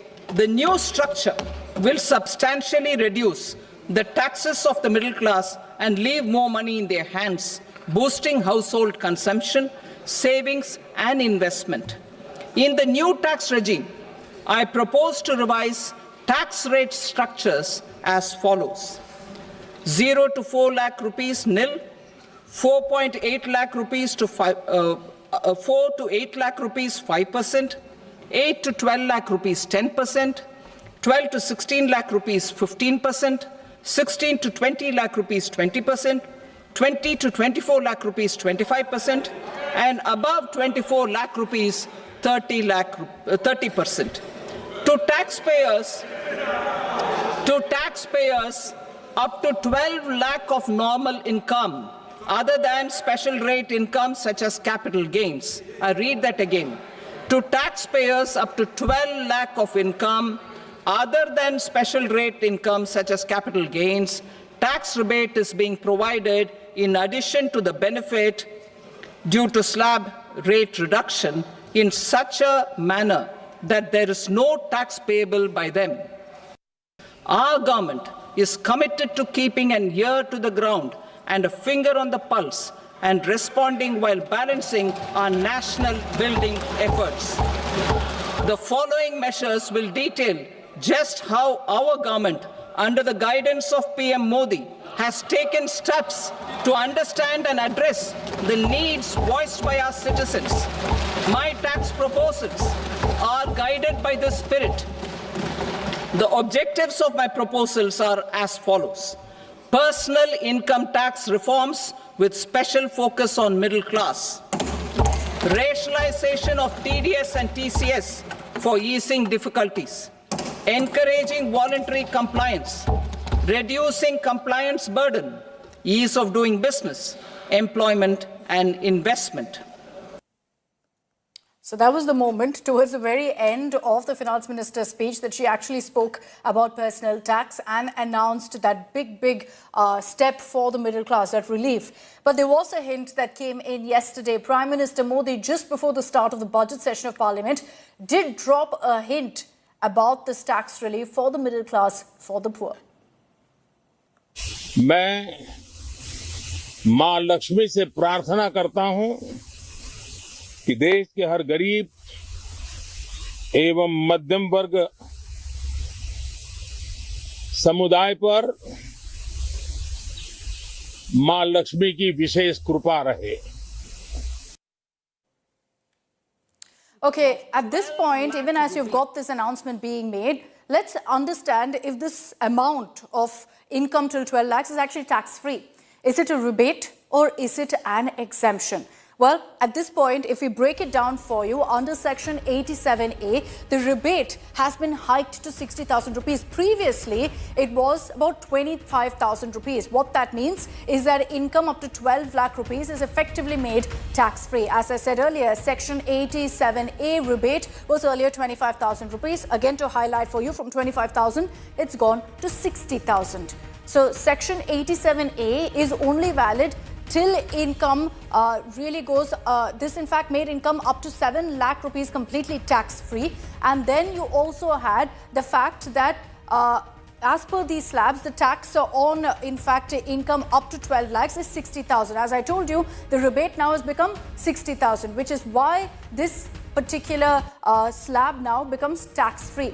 5% on 4 to 8 lakhs is 20,000 rupees. 10% on 8 to 12 lakh rupees is 40,000. And that's exactly why it becomes tax-free income. It's not an exemption.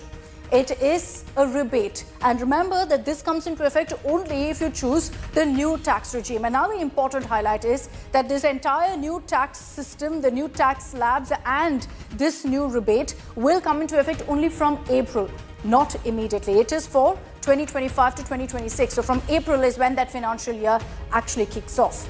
Karishma Asudani is joining us live with more details really on the takeaways from this budget. Karishma, everyone, of course, is talking about how to read into this income tax relief that's come for the middle class. And if you look at really this particular column that we have, I'll just explain this before I bring in Karishma as well, of how you save tax. And we've broken it down to different amounts right now. So you have rebate. Again, let me highlight, not an exemption, it's a rebate. So on 8 lakhs, the total benefit you will get is 30,000. The present tax is 30,000, you get back 30,000. So you take it down to each of the amounts annually. At 12 lakh, 80,000, you get back 80,000 right now. So that really is the difference. Karishma, important to highlight here that this is not an exemption. It's a rebate. What that means is that first, while it will be taken away from your income, you can go ahead and submit the claims and then it comes back to you.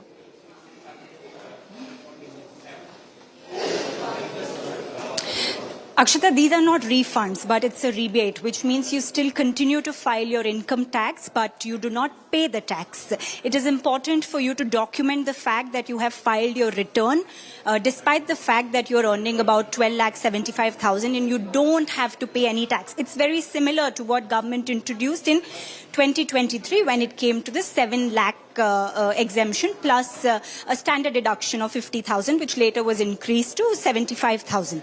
So this is more like a rebate. It's not a refund, and it's continuing from the similar concept of what was introduced last year. Now, the change of slab also comes in as a major relief for at least those who have been earning up to 20 lakh per annum, and it was one of the major requests from the individual taxpayers and the tax fraternity to Finance Minister Nirmala Sitharaman. Definitely, Akshita, I must say that the budget had a dramatic end, and it had a dramatic end with the most important announcement, the much awaited announcement for middle class, because the question that we've been asking after each budget is what will the Aam Aadmi get? And guess before the much awaited elections, the Aam Aadmi has got what they've been anticipating for long. However, I'd like to put across a challenge. While government is willing to let go of their 1 lakh crore tax revenues, I think it could be slightly challenging for them to balance their fiscal math. A 4.4% deficit target by letting go of revenue, this could be slightly ambitious according to me. All right, Karishma, thanks very much for joining us with those details. Karishma, breaking down really what this new tax slab means for you and me. Let me open this up, and joining us on this broadcast is Rajan Navani, Vice Chairman and MD of Jetline Group of Companies. We also have Mr. Deepak Shetty, CEO and Managing Director of JCB India Limited. Mr. Shetty, I'd like to begin with you. Good afternoon. What did you make of the budget, sir? There has been a focus on domestic manufacturing. Good afternoon. Thank you for having me. I would like to congratulate the Honorable Finance Minister on a very balanced budget. It is not having some big bang announcements other than the personal IT that you spoke about. But if I specifically look at the manufacturing sector, it's very positive that the Honorable Finance Minister has spoken in length about the support to the MSME sector. And we have seen around the world where manufacturing has grown.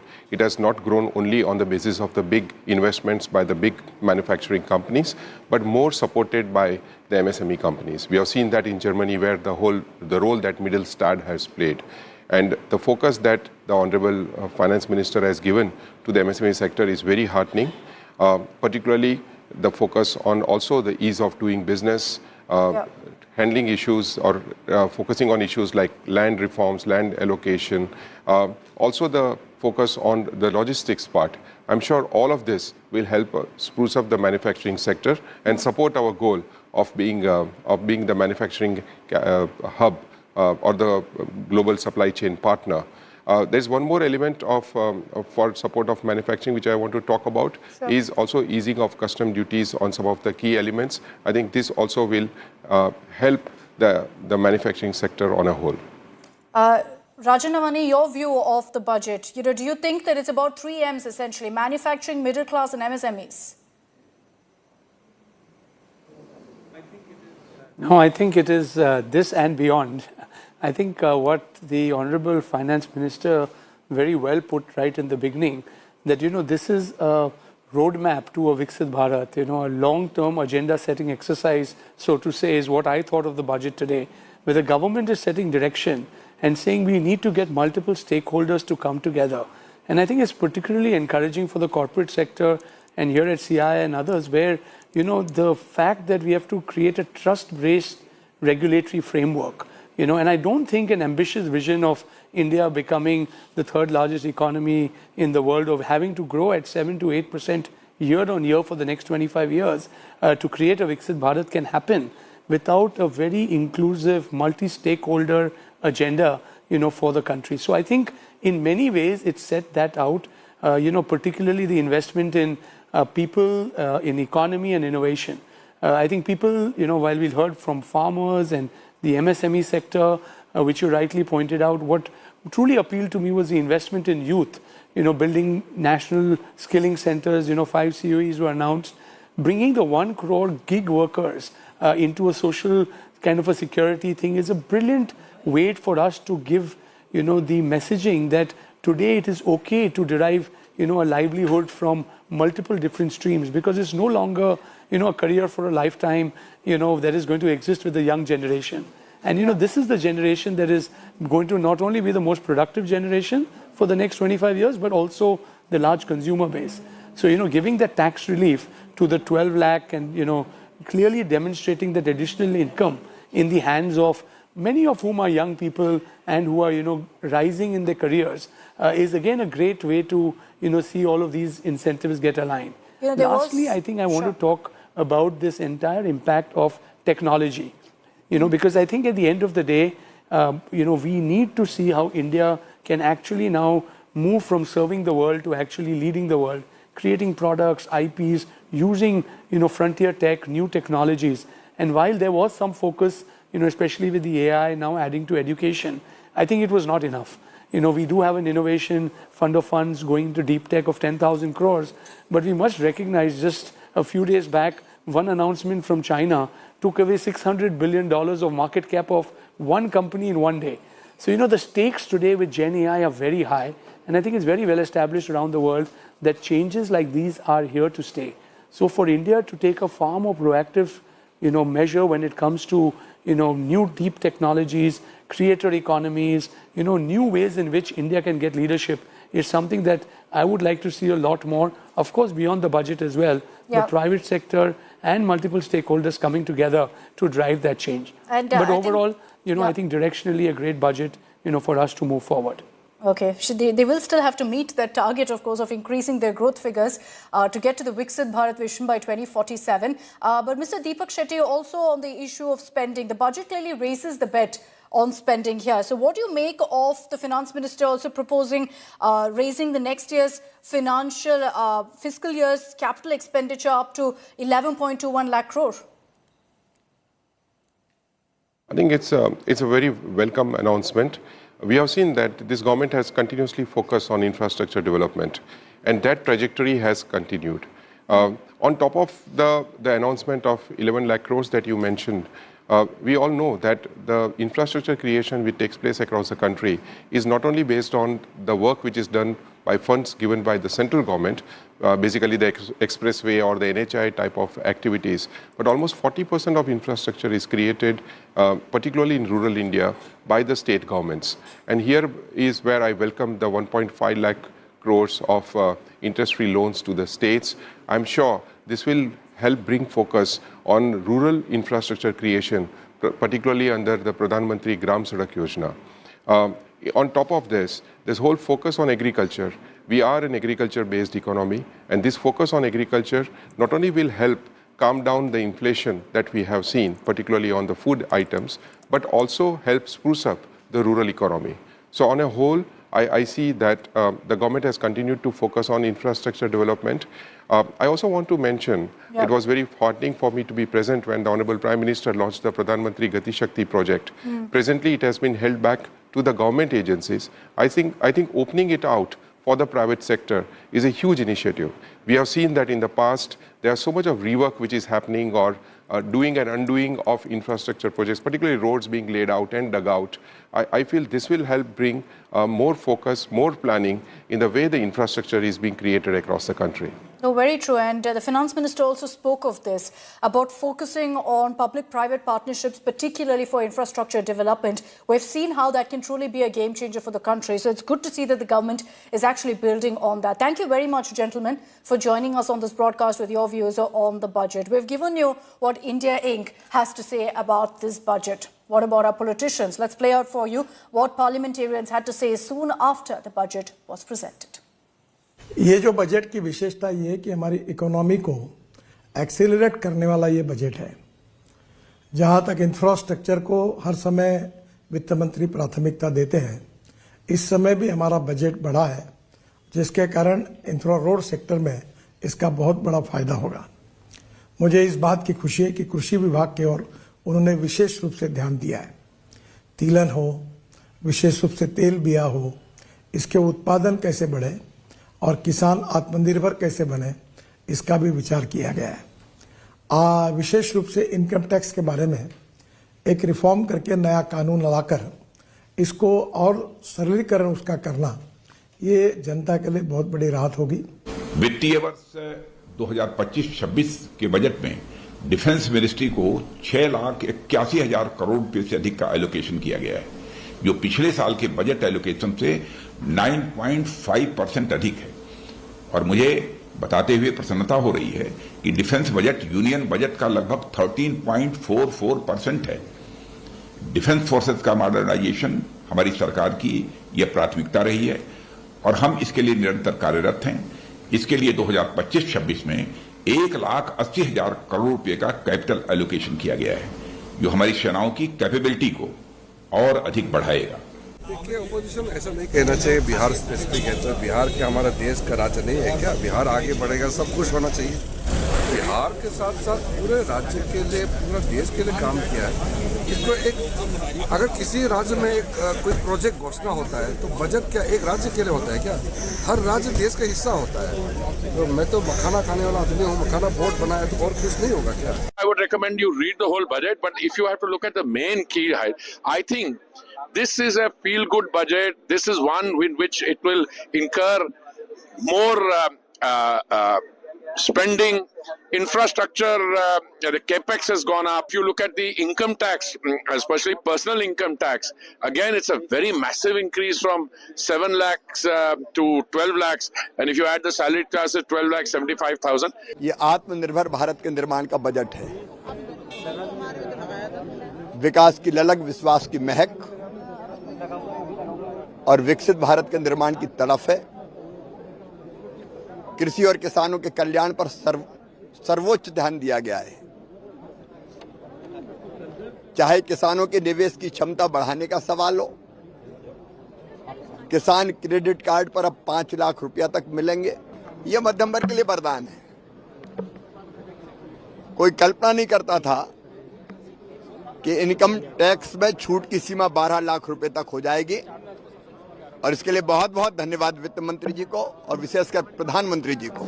हमारी finance minister Nirmala Sitharaman जी ने एक बहुत ही जबरदस्त इस प्रकार का budget पेश किया है। विशेष रूप से इसको हमारे मध्यम वर्ग के लिए ड्रीम बजट कहा जा सकता है। ऐसा बजट उन्होंने पेश किया है, इसलिए मैं उन्हें बहुत बहुत बधाई देता हूं।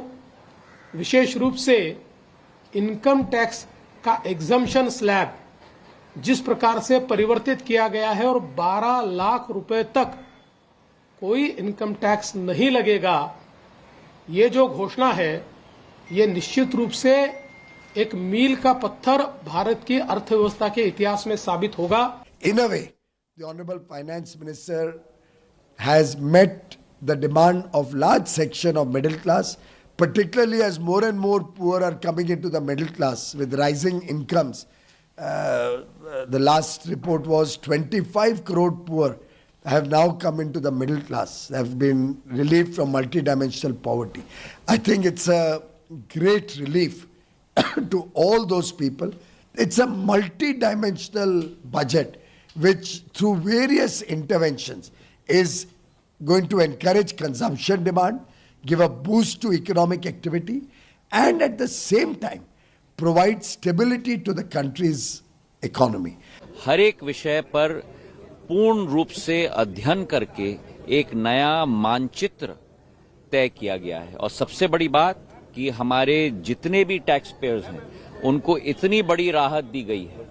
12 लाख रुपए तक कोई टैक्स नहीं, और हर एक ब्रैकेट में आप देखोगे तो करीब करीब 40 से 25% की राहत हाई इनकम टैक्स पेयर के लिए तक भी दिया गया है। तो ये एक कॉम्पोजिट बजट है, एक बजट है जो भारत को आगे ले जाएगा, और एक ऐसा बजट है जो भारत को केवल आत्मनिर्भर नहीं लेकिन भारत को एक विश्व गुरु के रूप में स्थापित करेगा। ये आम आदमी का बजट है, ये गरीबों का बजट है, ये किसानों का बजट है, उद्यमियों का बजट है, मिडिल क्लास की चिंता करता है और देश की चिंता। 2 शब्द, शानदार बजट, जोरदार बजट। अगर आपको याद होगा कि लास्ट बजट जब भी हुआ तो कह रहे थे कि आंध्र का बजट, अभी बिहार का बजट कह रहे हैं, दिल्ली का बजट कह रहे हैं। मुझे लगता है कि अभी ऑपोजिशन को आलोचना करने के सिवाय दूसरा कुछ काम बचा नहीं है। मैं कहूँगा यहाँ पर ये सही मायने में कॉमन मैन्स बजट आप इसको कह सकते हैं कि कॉमन मैन का बजट है, मिडिल क्लास का बजट है। मिडिल क्लास को सबसे बड़ी राहत, किसी ने भी विचार नहीं किया था कि इतनी बड़ी राहत मिडिल क्लास को सरकार के माध्यम से दी जाएगी। जो राहत आज इस सरकार के माध्यम से दी गई है, 12 लाख रुपए तक एक भी रुपया जो है टैक्स भरना नहीं पड़ेगा। मुझे लगता है कि ये बजट सही मायने में वेलकमिंग है। She started with agriculture. She started with our concern for the farmers. We are aware of the fact that a huge population is into farming, and 63.64% of the population of the country are in rural areas. So rural prosperity has also been looked at, and for the urban areas also there are things. So I think nobody, no segment of population is left untouched. It's a complete budget. So let's explain to you the new tax regime, and we're simplifying it by explaining to you what exactly the regime was earlier versus now. And mind you, this is if you are under the new tax regime. The idea is the government is trying to get more people onto the new tax regime. How are they doing that? Look at the percentage really of the tax now based on before and now. Up to 3 lakh rupees. Now from up to 3 lakh, it's become up to 4 lakh rupees.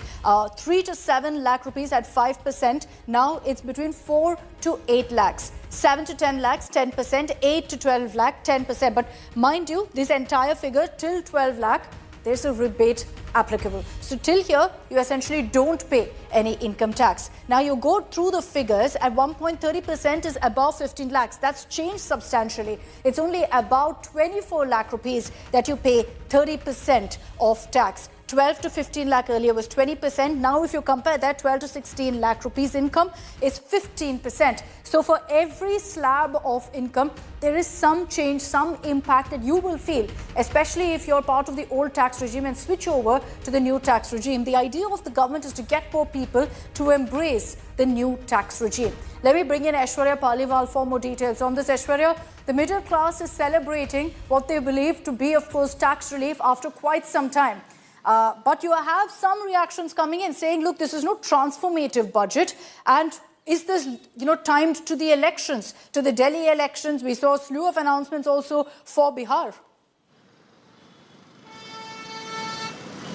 Well, this is what the opposition parties have had to say, because in the morning we did see that they were all saying that we don't think the government will give anything to the majority of the people, but that is something that the government has done. So with regards to that, the opposition could not speak a lot, but yes, keeping Bihar in mind. In fact, the first glimpse, Akshata, the first hint was from the PM when he said that Lakshmi ji will come to the middle class and to the poor. So that was the first hint. The second hint today was when Nirmala did not just speak anything, but she wore the sari, the Madhubani sari, which comes from the state of Bihar. So these two were very, very clear hints that this is what the government is actually looking at. This is what they are thinking about. And now those thoughts have been put in paper. So definitely it's a huge relief. Now, how will this impact all the other people is something that we will have to see in days to come. But yes, one thing that the government understands is that there are pain points, and they are now looking at those pain points. And obviously the 240 seats, Akshata, that the BJP got was also telling them that something is wrong, and these are just fixes that the government. And there are a couple of other things that she's done which is very helpful. So as I said before, that there is the cost of living, cost of governance, and cost of business. Now she's created scope for ease of living, in the sense that she has expanded the TDS limits. She has removed some TCS. She has expanded TCS on remittances for families who have people abroad. And she's removed TCS on education expenses if it's based on a loan. And then there are a whole slew of measures. Now, some of this budget will get lost in the packaging and lost in translation. I hope somebody does a decent job of presenting it again in the sense that, to convey the factors. There are small points in it, and there are large numbers of numbers. So, for instance, there is this proposal to fund small nuclear projects. The target is, I think, about 100 gigawatts of nuclear. 100 gigawatts. Now the allocation is 20,000 crores. Each gigawatt costs something like $6 billion. So how is that funding going to happen?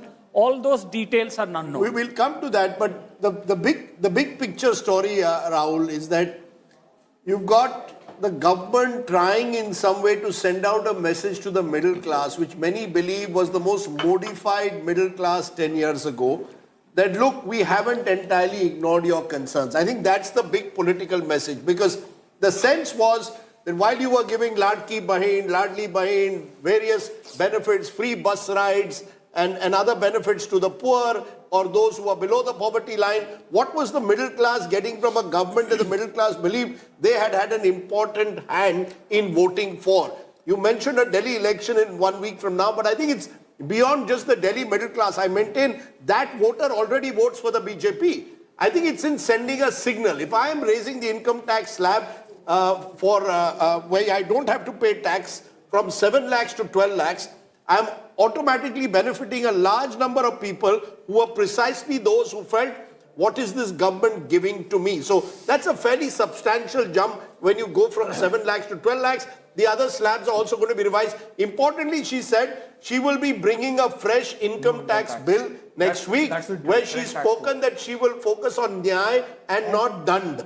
We'll have to see whether that actually happens, because, you know, that is where I think far more people will benefit when it comes to business and stirring growth. Because the challenge, it's all very well to have the headline on income tax. The challenge is growth.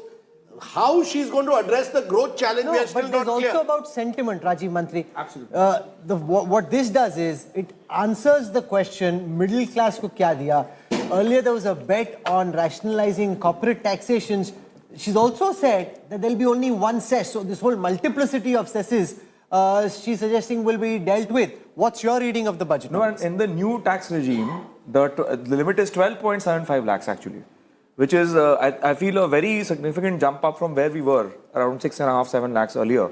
And now 12.75 lakhs of income will be tax-free. So that is a very big fillip to the people who are just entering the workforce on their first job. They will be outside the tax net. They will get to keep everything they earn. No, you're betting on them then using that extra money to consume. I mean, that is your bet. So what they do is their choice. It's not a question of government deciding for them what they want to do. No, tell me, what has she done in this budget to stimulate growth? You see, that's the challenge. She's betting on consumption. There's a lot of little tinkering. She's betting on consumption. This is a very important step forward. Just as a few years ago, you bet on corporates. Step forward to bring a new direct tax code, which we'll see the bill next week. We have already seen that the limit has been so meaningfully raised. Moreover, how are you pushing growth? I'm asking the question. You look at all the futuristic areas that you're talking about: nuclear energy, new geospatial mission. So these are all productivity enhancing new industries and new sectors, which, for the first time, there's a government talking about deep technology in the country, bringing the most cutting-edge innovations into our industry, bringing all kinds of R&D programs that will support productivity enhancements. Growth. How is this budget boosting growth? What was the big idea for growth beyond saying that I bet on the middle class now consuming more with the tax breaks I give them? So there are two elements of growth. Short-term growth, immediate need to boost consumption from the middle class. So that's what is being addressed on the tax code. Then there's the long-term structural growth that India needs. There's a lot of little initiatives across, whether it's AI, technology, startups, the startup fund, that will stimulate growth longer term, innovation longer term. I think the other thing that will help short-term growth to some extent is this whole emphasis on MSME and job creation, and that MSME investment and the credits she's giving, and the that credit card that has come up, that will create release some working capital pressures on the MSMEs, because they're always capital starved, and they'll be able to invest, maybe hire more people. That'll spur consumption. So I think this budget is also doing both consumption-led growth to some extent at a smaller level and investment-led, because you're also focusing a lot on import duties reduction, breaks for manufacturing, innovation. I was hoping for R&D tax credits, which I didn't hear, so that hasn't happened. But there is, at least on the manufacturing side, there is some credit being given, so that will boost investment. But budget है, हमने कई sectors युवाओं के लिए खोल दिए हैं। सामान्य नागरिक विकसित भारत के मिशन को ड्राइव करने वाला है। ये बजट एक फोर्स मल्टीप्लायर है। ये बजट सेविंग्स को बढ़ाएगा, इन्वेस्टमेंट को बढ़ाएगा, कंजम्पशन को बढ़ाएगा और ग्रोथ को भी तेजी से बढ़ाएगा। मैं वित्त मंत्री निर्मला सीतारमण जी और उनकी पूरी टीम को इस जनता जनार्दन का बजट, पीपल्स का बजट, इसके लिए बहुत बहुत बधाई देता हूं।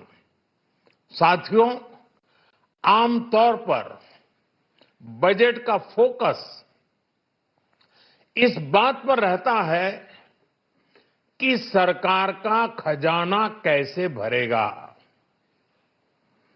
लेकिन ये बजट उससे बिल्कुल उल्टा है।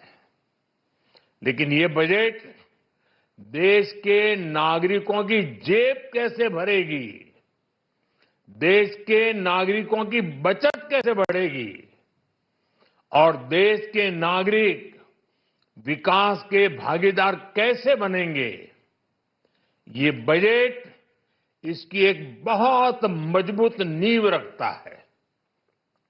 साथियों, इस बजट में रिफॉर्म की दिशा में महत्वपूर्ण कदम उठाए गए हैं। न्यूक्लियर एनर्जी में प्राइवेट सेक्टर को बढ़ावा देने का निर्णय बहुत ही ऐतिहासिक है।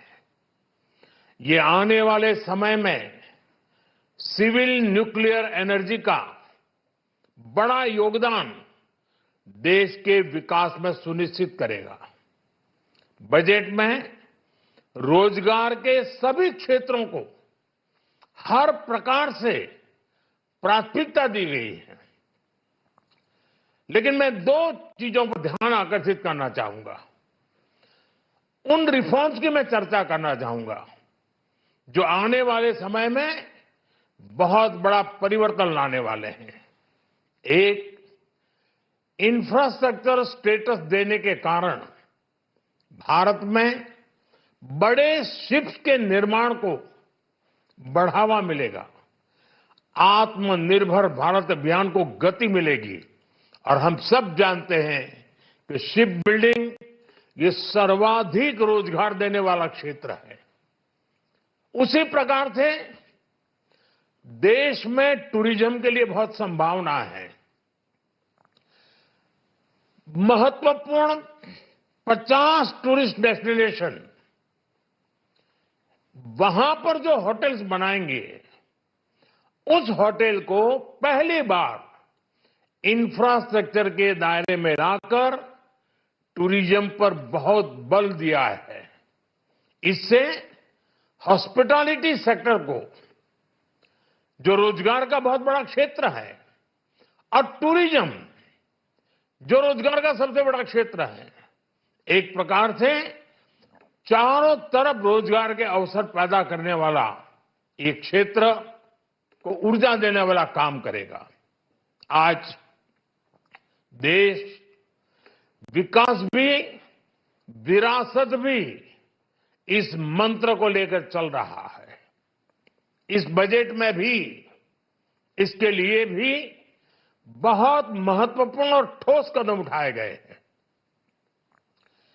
1 करोड़ पांडुलिपियों के लिए संरक्षण के लिए, मैन्युस्क्रिप्ट के लिए ज्ञान भारतम मिशन लॉन्च किया गया है। साथ ही भारतीय ज्ञान परंपरा से प्रेरित एक नेशनल डिजिटल रिपोजिटरी बनाई जाएगी। यानी टेक्नोलॉजी का भरपूर उपयोग किया जाएगा और हमारा जो परंपरागत ज्ञान है उसमें से अमृत निचोड़ने का भी काम होगा। साथियों, बजट में किसानों के लिए जो घोषणा हुई है वो कृषि क्षेत्र और समूची ग्रामीण अर्थव्यवस्था में नई क्रांति का आधार बनेगी। पीएम धन धान्य कृषि योजना के तहत 100 जिलों में सिंचाई और इंफ्रास्ट्रक्चर का डेवलपमेंट होगा। किसान क्रेडिट कार्ड की लिमिट 5 लाख तक होने से उन्हें ज्यादा मदद मिलेगी। साथियों, अब इस बजट में 12 लाख रुपए तक की आय को टैक्स से मुक्त कर दिया गया है। सभी आय वर्ग के लोगों के लिए टैक्स में भी कमी की गई है। इसका बहुत बड़ा फायदा हमारे मिडिल क्लास को, नौकरी पेशे करने वाले जिनकी आय बंधी हुई है, ऐसे लोगों को, मिडिल क्लास को इससे बहुत बड़ा लाभ होने वाला है। उसी प्रकार से जो नए नए प्रोफेशन में आए हैं, जिनको नए नए जॉब मिले हैं, इनकम टैक्स की ये मुक्ति उनके लिए एक बहुत बड़ा अवसर बन जाएगी। साथियों, इस बजट में मैन्युफैक्चरिंग पर 360 डिग्री फोकस है, ताकि एंटरप्रेन्योर्स को, एमएसएमईज को, छोटे उद्यमियों को मजबूती मिले और नई जॉब पैदा हो। नेशनल मैन्युफैक्चरिंग मिशन से लेकर clean tech, leather, footwear, toy industry जैसे अनेक सेक्टर्स को विशेष समर्थन दिया गया है। लक्ष्य साफ है कि भारतीय प्रोडक्ट्स ग्लोबल मार्केट में अपनी चमक बिखेर सके। साथियों, राज्यों में इन्वेस्टमेंट का एक वाइब्रेंट कॉम्पिटिटिव माहौल बने, इस पर बजट में विशेष जोर दिया गया है। एमएसएमईज और स्टार्टअप के लिए क्रेडिट गारंटी को दोगुना करने की घोषणा भी हुई है। देश के एससी, एसटी और महिला जो नए उद्यमी बनना चाहते हैं, उनको 2 करोड़ रुपए तक के लोन की योजना भी लाई गई है, और वो भी बिना गारंटी। इस बजट में न्यू एज इकोनॉमी को ध्यान में रखते हुए गीग वर्कर्स के लिए बहुत बड़ी घोषणा की गई है। पहली बार गीग वर्कर्स का ई श्रम पोर्टल पर रजिस्ट्रेशन किया जाएगा। इसके बाद इन साथियों को स्वास्थ्य सेवा और दूसरी सोशल सिक्योरिटी स्कीम्स का लाभ मिलेगा। ये डिग्निटी ऑफ लेबर, इसके प्रति, श्रम एव जयते के प्रति सरकार के कमिटमेंट को दर्शाता है। रेगुलेटरी रिफॉर्म से लेकर फाइनेंशियल रिफॉर्म्स, जन विश्वास 2.0 जैसे कदमों से मिनिमम गवर्नमेंट और ट्रस्ट बेस्ड गवर्नेंस के हमारे कमिटमेंट को और बल मिलेगा। साथियों, ये बजट न केवल देश की वर्तमान आवश्यकताओं को ध्यान में रखता है, बल्कि हमें भविष्य की तैयारी करने में भी मदद करता है। स्टार्टअप के लिए deep tech fund, geospatial mission और न्यूक्लियर एनर्जी मिशन ऐसे ही महत्वपूर्ण कदम है। मैं सभी देशवासियों को एक बार फिर इस ऐतिहासिक पीपल्स बजट की बधाई देता हूं, और फिर एक बार वित्त मंत्री जी को भी बहुत बहुत बधाई देता हूं। बहुत बहुत धन्यवाद। Okay, so that's Prime Minister Modi hailing the budget, referring to it as a Janta Janardhan budget, a people's budget, speaking about the focus on infrastructure, on manufacturing, and also the fact that the budget is focused on social security for gig workers, about AI. All of that is something that the Prime Minister has referred to while going ahead and hailing this budget, calling it a force multiplier and saying that it's essentially for the people. The Prime Minister congratulating Finance Minister Nirmala Sitharaman over the budget, speaking about infrastructure, talking about how the focus is essentially on building a self-reliant India. He's also said that on the focus on farmers, this budget will help farmers a great deal, will revolutionize agriculture in the country.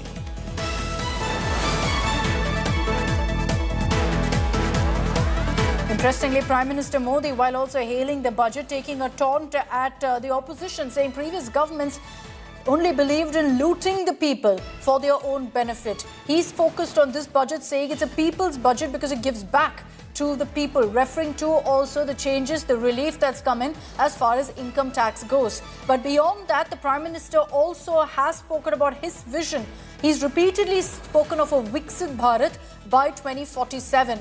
And it's along those lines that he speaks of infrastructure, of self-reliance, about creating jobs, revolutionizing agriculture, and much more. Let's get your highlights. आम तौर पर budget का focus इस बात पर रहता है कि सरकार का खजाना कैसे भरेगा, लेकिन ये बजट उससे बिल्कुल उल्टा है। लेकिन ये बजट देश के नागरिकों की जेब कैसे भरेगी, देश के नागरिकों की बचत कैसे बढ़ेगी और देश के नागरिक विकास के भागीदार कैसे बनेंगे, ये बजट इसकी एक बहुत मजबूत नींव रखता है। साथियों, इस बजट में रिफॉर्म की दिशा में महत्वपूर्ण कदम उठाए गए हैं। न्यूक्लियर एनर्जी में प्राइवेट सेक्टर को बढ़ावा देने का निर्णय बहुत ही ऐतिहासिक है। ये आने वाले समय में सिविल न्यूक्लियर एनर्जी का बड़ा योगदान देश के विकास में सुनिश्चित करेगा। बजट में रोजगार के सभी क्षेत्रों को हर प्रकार से प्राथमिकता दी गई है। देश में टूरिज्म के लिए बहुत संभावना है। महत्वपूर्ण 50 टूरिस्ट डेस्टिनेशन, वहां पर जो होटल्स बनाएंगे, उस होटल को पहली बार इंफ्रास्ट्रक्चर के दायरे में लाकर टूरिज्म पर बहुत बल दिया है। इससे हॉस्पिटैलिटी सेक्टर को, जो रोजगार का बहुत बड़ा क्षेत्र है, और टूरिज्म जो रोजगार का सबसे बड़ा क्षेत्र है, एक प्रकार से चारों तरफ रोजगार के अवसर पैदा करने वाला एक क्षेत्र को ऊर्जा देने वाला काम करेगा। आज देश विकास भी विरासत भी इस मंत्र को लेकर चल रहा है। इस बजट में भी इसके लिए भी बहुत महत्वपूर्ण और ठोस कदम उठाए गए हैं। 1 करोड़ पांडुलिपियों के लिए संरक्षण के लिए, मैन्युस्क्रिप्ट के लिए ज्ञान भारतम मिशन लॉन्च किया गया है। साथ ही भारतीय ज्ञान परंपरा से प्रेरित एक नेशनल डिजिटल रिपोजिटरी बनाई जाएगी। यानी टेक्नोलॉजी का भरपूर उपयोग किया जाएगा और हमारा जो परंपरागत ज्ञान है उसमें से अमृत निचोड़ने का भी काम होगा। Okay, those were the highlights of what Prime Minister Modi had to say. We'll also be talking about some of the budget highlights. We've told you all about really the tax relief. The Prime Minister saying this is a Janta Janardhan budget. Budget है। हमने कई sectors युवाओं के लिए खोल दिए हैं। सामान्य नागरिक विकसित भारत के मिशन को ड्राइव करने वाला है। ये बजट एक फोर्स मल्टीप्लायर है। ये बजट सेविंग्स को बढ़ाएगा, इन्वेस्टमेंट को बढ़ाएगा, कंजम्पशन को बढ़ाएगा और ग्रोथ को भी तेजी से बढ़ाएगा। मैं वित्त मंत्री निर्मला सीतारमण जी और उनकी पूरी टीम को इस जनता जनार्दन का बजट, पीपल्स का बजट, इसके लिए बहुत बहुत बधाई देता हूं। साथियों, आमतौर पर बजट का फोकस इस बात पर रहता है कि सरकार का खजाना कैसे भरेगा, लेकिन ये बजट उससे बिल्कुल उल्टा है। लेकिन ये बजट देश के नागरिकों की जेब कैसे भरेगी, देश के नागरिकों की बचत कैसे बढ़ेगी और देश के नागरिक विकास के भागीदार कैसे बनेंगे, ये बजट इसकी एक बहुत मजबूत नींव रखता है। साथियों, इस बजट में रिफॉर्म की दिशा में महत्वपूर्ण कदम उठाए गए हैं। न्यूक्लियर एनर्जी में प्राइवेट सेक्टर को बढ़ावा देने का निर्णय बहुत ही ऐतिहासिक है। ये आने वाले समय में सिविल न्यूक्लियर एनर्जी का बड़ा योगदान देश के विकास में सुनिश्चित करेगा। बजट में रोजगार के सभी क्षेत्रों को हर प्रकार से प्राथमिकता दी गई है। लेकिन मैं दो चीजों पर ध्यान आकर्षित करना चाहूंगा, उन रिफॉर्म्स की मैं चर्चा करना चाहूंगा जो आने वाले समय में बहुत बड़ा परिवर्तन लाने वाले हैं। एक, इंफ्रास्ट्रक्चर स्टेटस देने के कारण भारत में बड़े शिप्स के निर्माण को बढ़ावा मिलेगा, आत्मनिर्भर भारत अभियान को गति मिलेगी। और हम सब जानते हैं कि शिप बिल्डिंग ये सर्वाधिक रोजगार देने वाला क्षेत्र है। उसी प्रकार से देश में टूरिज्म के लिए बहुत संभावना है। महत्वपूर्ण 50 टूरिस्ट डेस्टिनेशन, वहां पर जो होटल्स बनाएंगे, उस होटल को पहली बार इंफ्रास्ट्रक्चर के दायरे में लाकर टूरिज्म पर बहुत बल दिया है।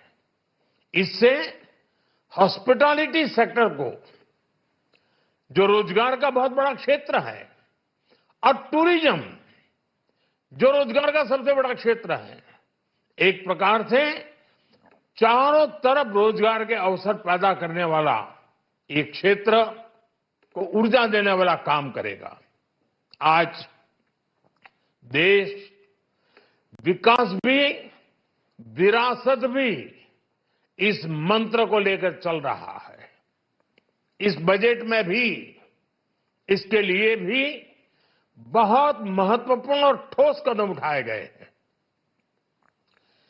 1 करोड़ पांडुलिपियों के लिए संरक्षण के लिए, मैन्युस्क्रिप्ट के लिए ज्ञान भारतम मिशन लॉन्च किया गया है। साथ ही भारतीय ज्ञान परंपरा से प्रेरित एक नेशनल डिजिटल रिपोजिटरी बनाई जाएगी। यानी टेक्नोलॉजी का भरपूर उपयोग किया जाएगा और हमारा जो परंपरागत ज्ञान है उसमें से अमृत निचोड़ने का भी काम होगा। साथियों, बजट में किसानों के लिए जो घोषणा हुई है वो कृषि क्षेत्र और समूची ग्रामीण अर्थव्यवस्था में नई क्रांति का आधार बनेगी। पीएम धन धान्य कृषि योजना के तहत 100 जिलों में सिंचाई और इंफ्रास्ट्रक्चर का डेवलपमेंट होगा। किसान क्रेडिट कार्ड की लिमिट 5 लाख तक होने से उन्हें ज्यादा मदद मिलेगी। साथियों, अब इस बजट में 12 लाख रुपए तक की आय को टैक्स से मुक्त कर दिया गया है। सभी आय वर्ग के लोगों के लिए टैक्स में भी कमी की गई है। इसका बहुत बड़ा फायदा हमारे मिडिल क्लास को, नौकरी पेशे करने वाले जिनकी आय बंधी हुई है, ऐसे लोगों को, मिडिल क्लास को इससे बहुत बड़ा लाभ होने वाला है। उसी प्रकार से जो नए नए प्रोफेशन में आए हैं, जिनको नए नए जॉब मिले हैं, इनकम टैक्स की ये मुक्ति उनके लिए एक बहुत बड़ा अवसर बन जाएगी।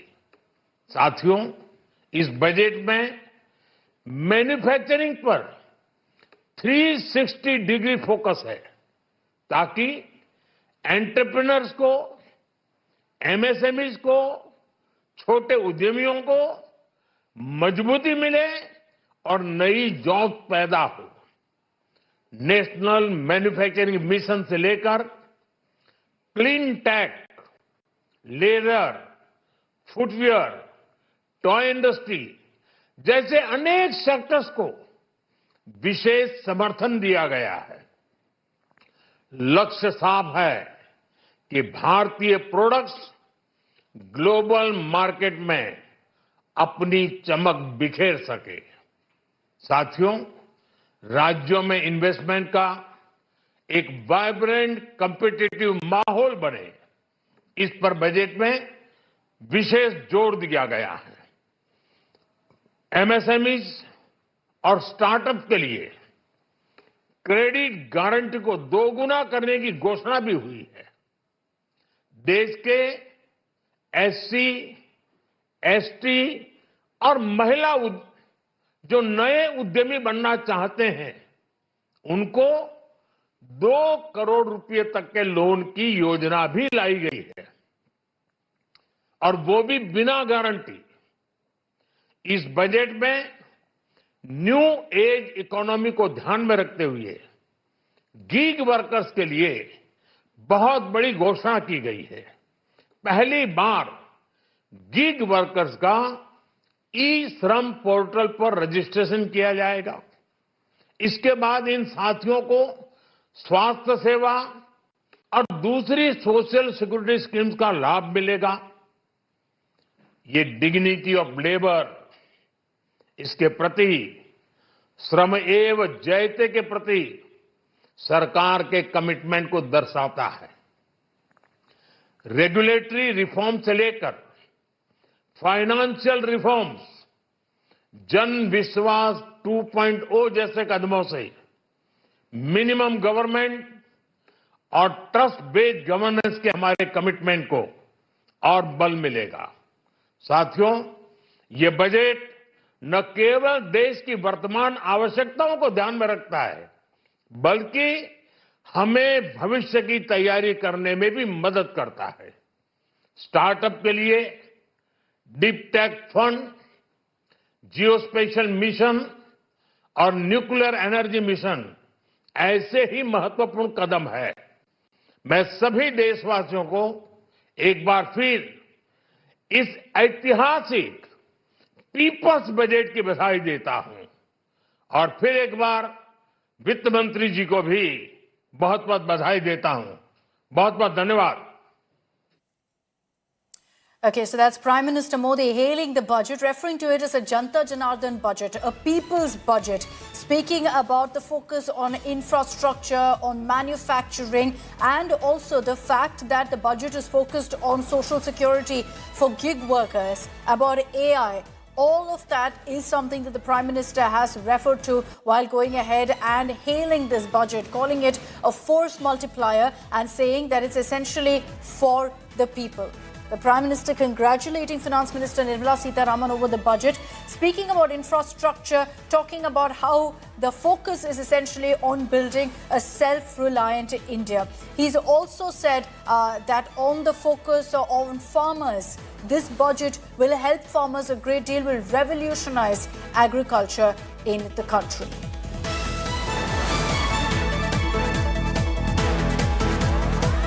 Interestingly, Prime Minister Modi, while also hailing the budget, taking a taunt at the opposition, saying previous governments only believed in looting the people for their own benefit. He's focused on this budget, saying it's a people's budget because it gives back to the people, referring to also the changes, the relief that's come in as far as income tax goes. But beyond that, the Prime Minister also has spoken about his vision.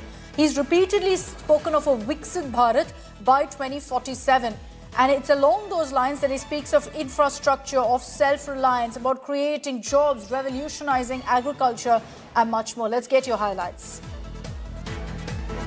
आम तौर पर budget का focus इस बात पर रहता है कि सरकार का खजाना कैसे भरेगा, लेकिन ये बजट उससे बिल्कुल उल्टा है।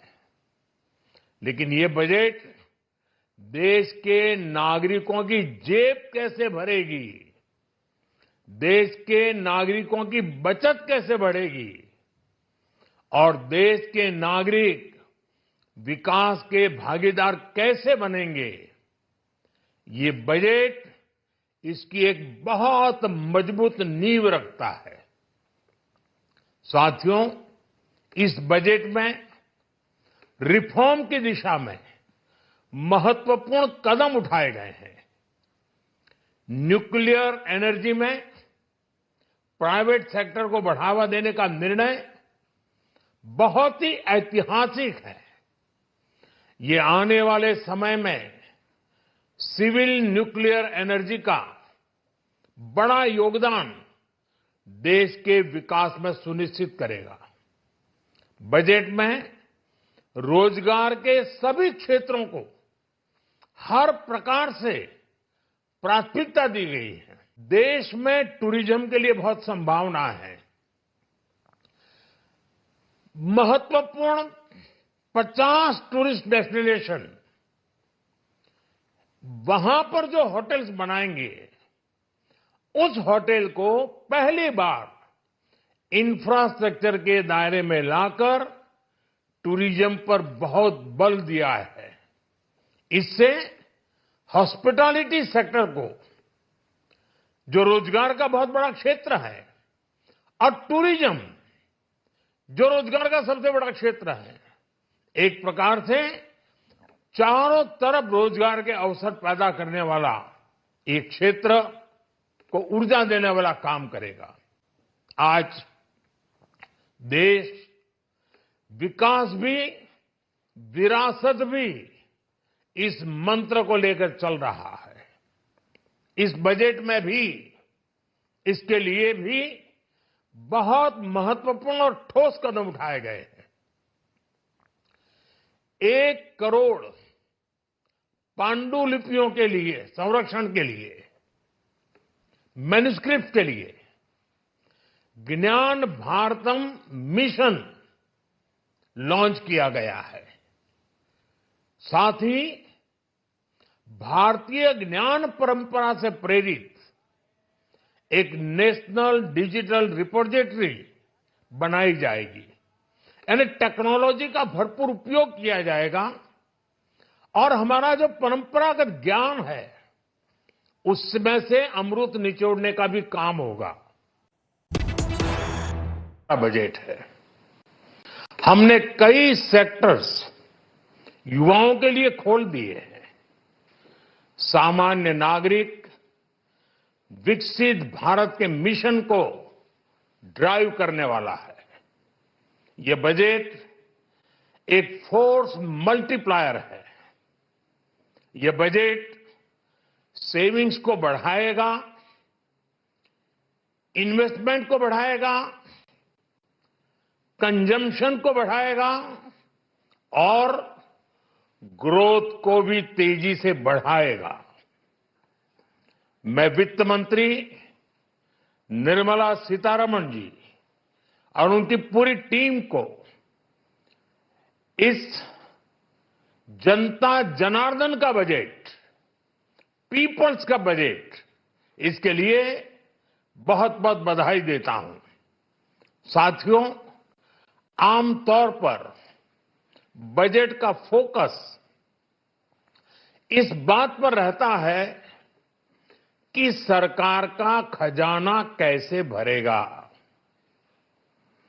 लेकिन ये बजट उससे बिल्कुल उल्टा है।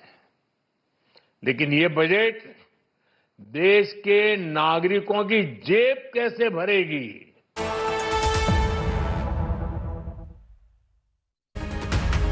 Hello and welcome. You're joining us live here on India Today for our rolling coverage where we decode for you all the highlights of Budget 2025. Nirmala Sitharaman announcing, as expected, big income tax relief for the middle class. I'll break down for you what exactly that means for you and for the salaried class. Let's begin. First, as always, with the headlines.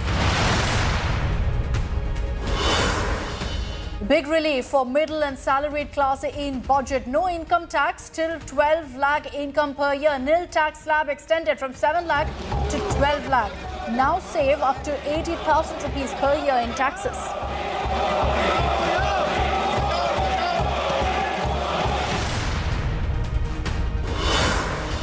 Prime Minister Modi hails budget, calls it the Janta Janardhan budget, says tax relief for all income groups, claims other governments looted whereas the BJP is giving money.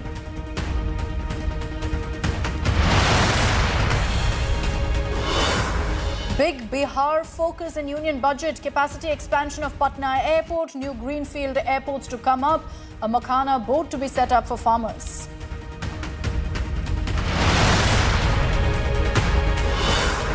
Big healthcare push in budget. No custom duty on 36 life-saving drugs, 200 cancer daycare centers and district hospitals. EV and mobile batteries set to get cheaper.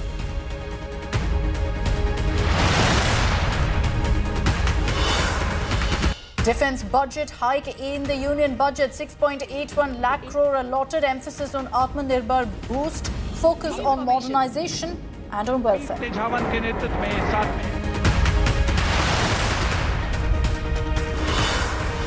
Politics over union budget. Congress claims Bihar sops in budget because of election, says past promises yet to be fulfilled. Akhilesh claims Kumbh stampede deaths are more important than the budget.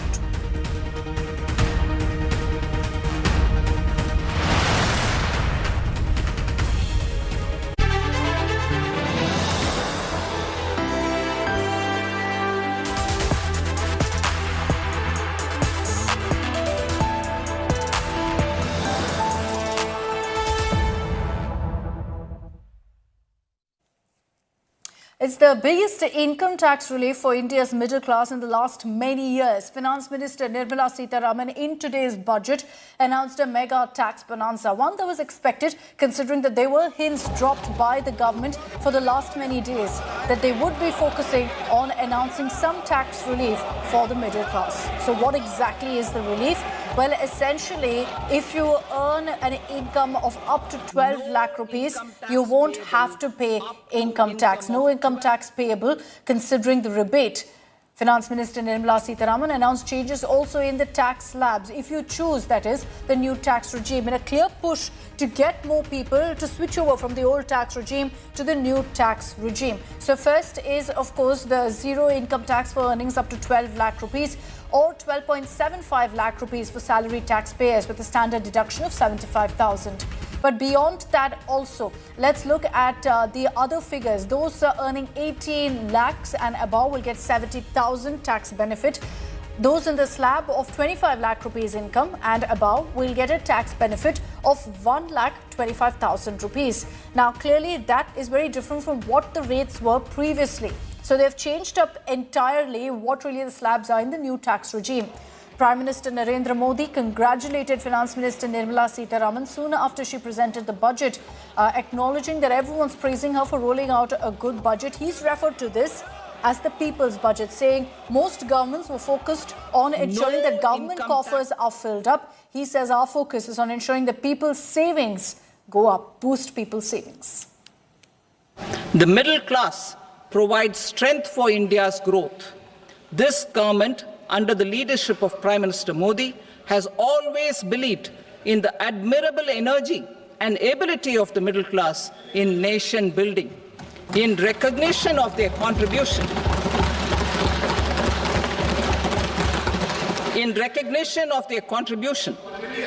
we have periodically reduced their tax burden. Right after 2014, the nil tax slab was raised to 2.5 lakhs of rupees, which was further raised to 5 lakh rupees in 2019 and to 7 lakh rupees in 2023. This is reflective of our government's trust on the middle class taxpayers. I am now happy to announce that there will be no income tax payable up to income of 12 lakh rupees.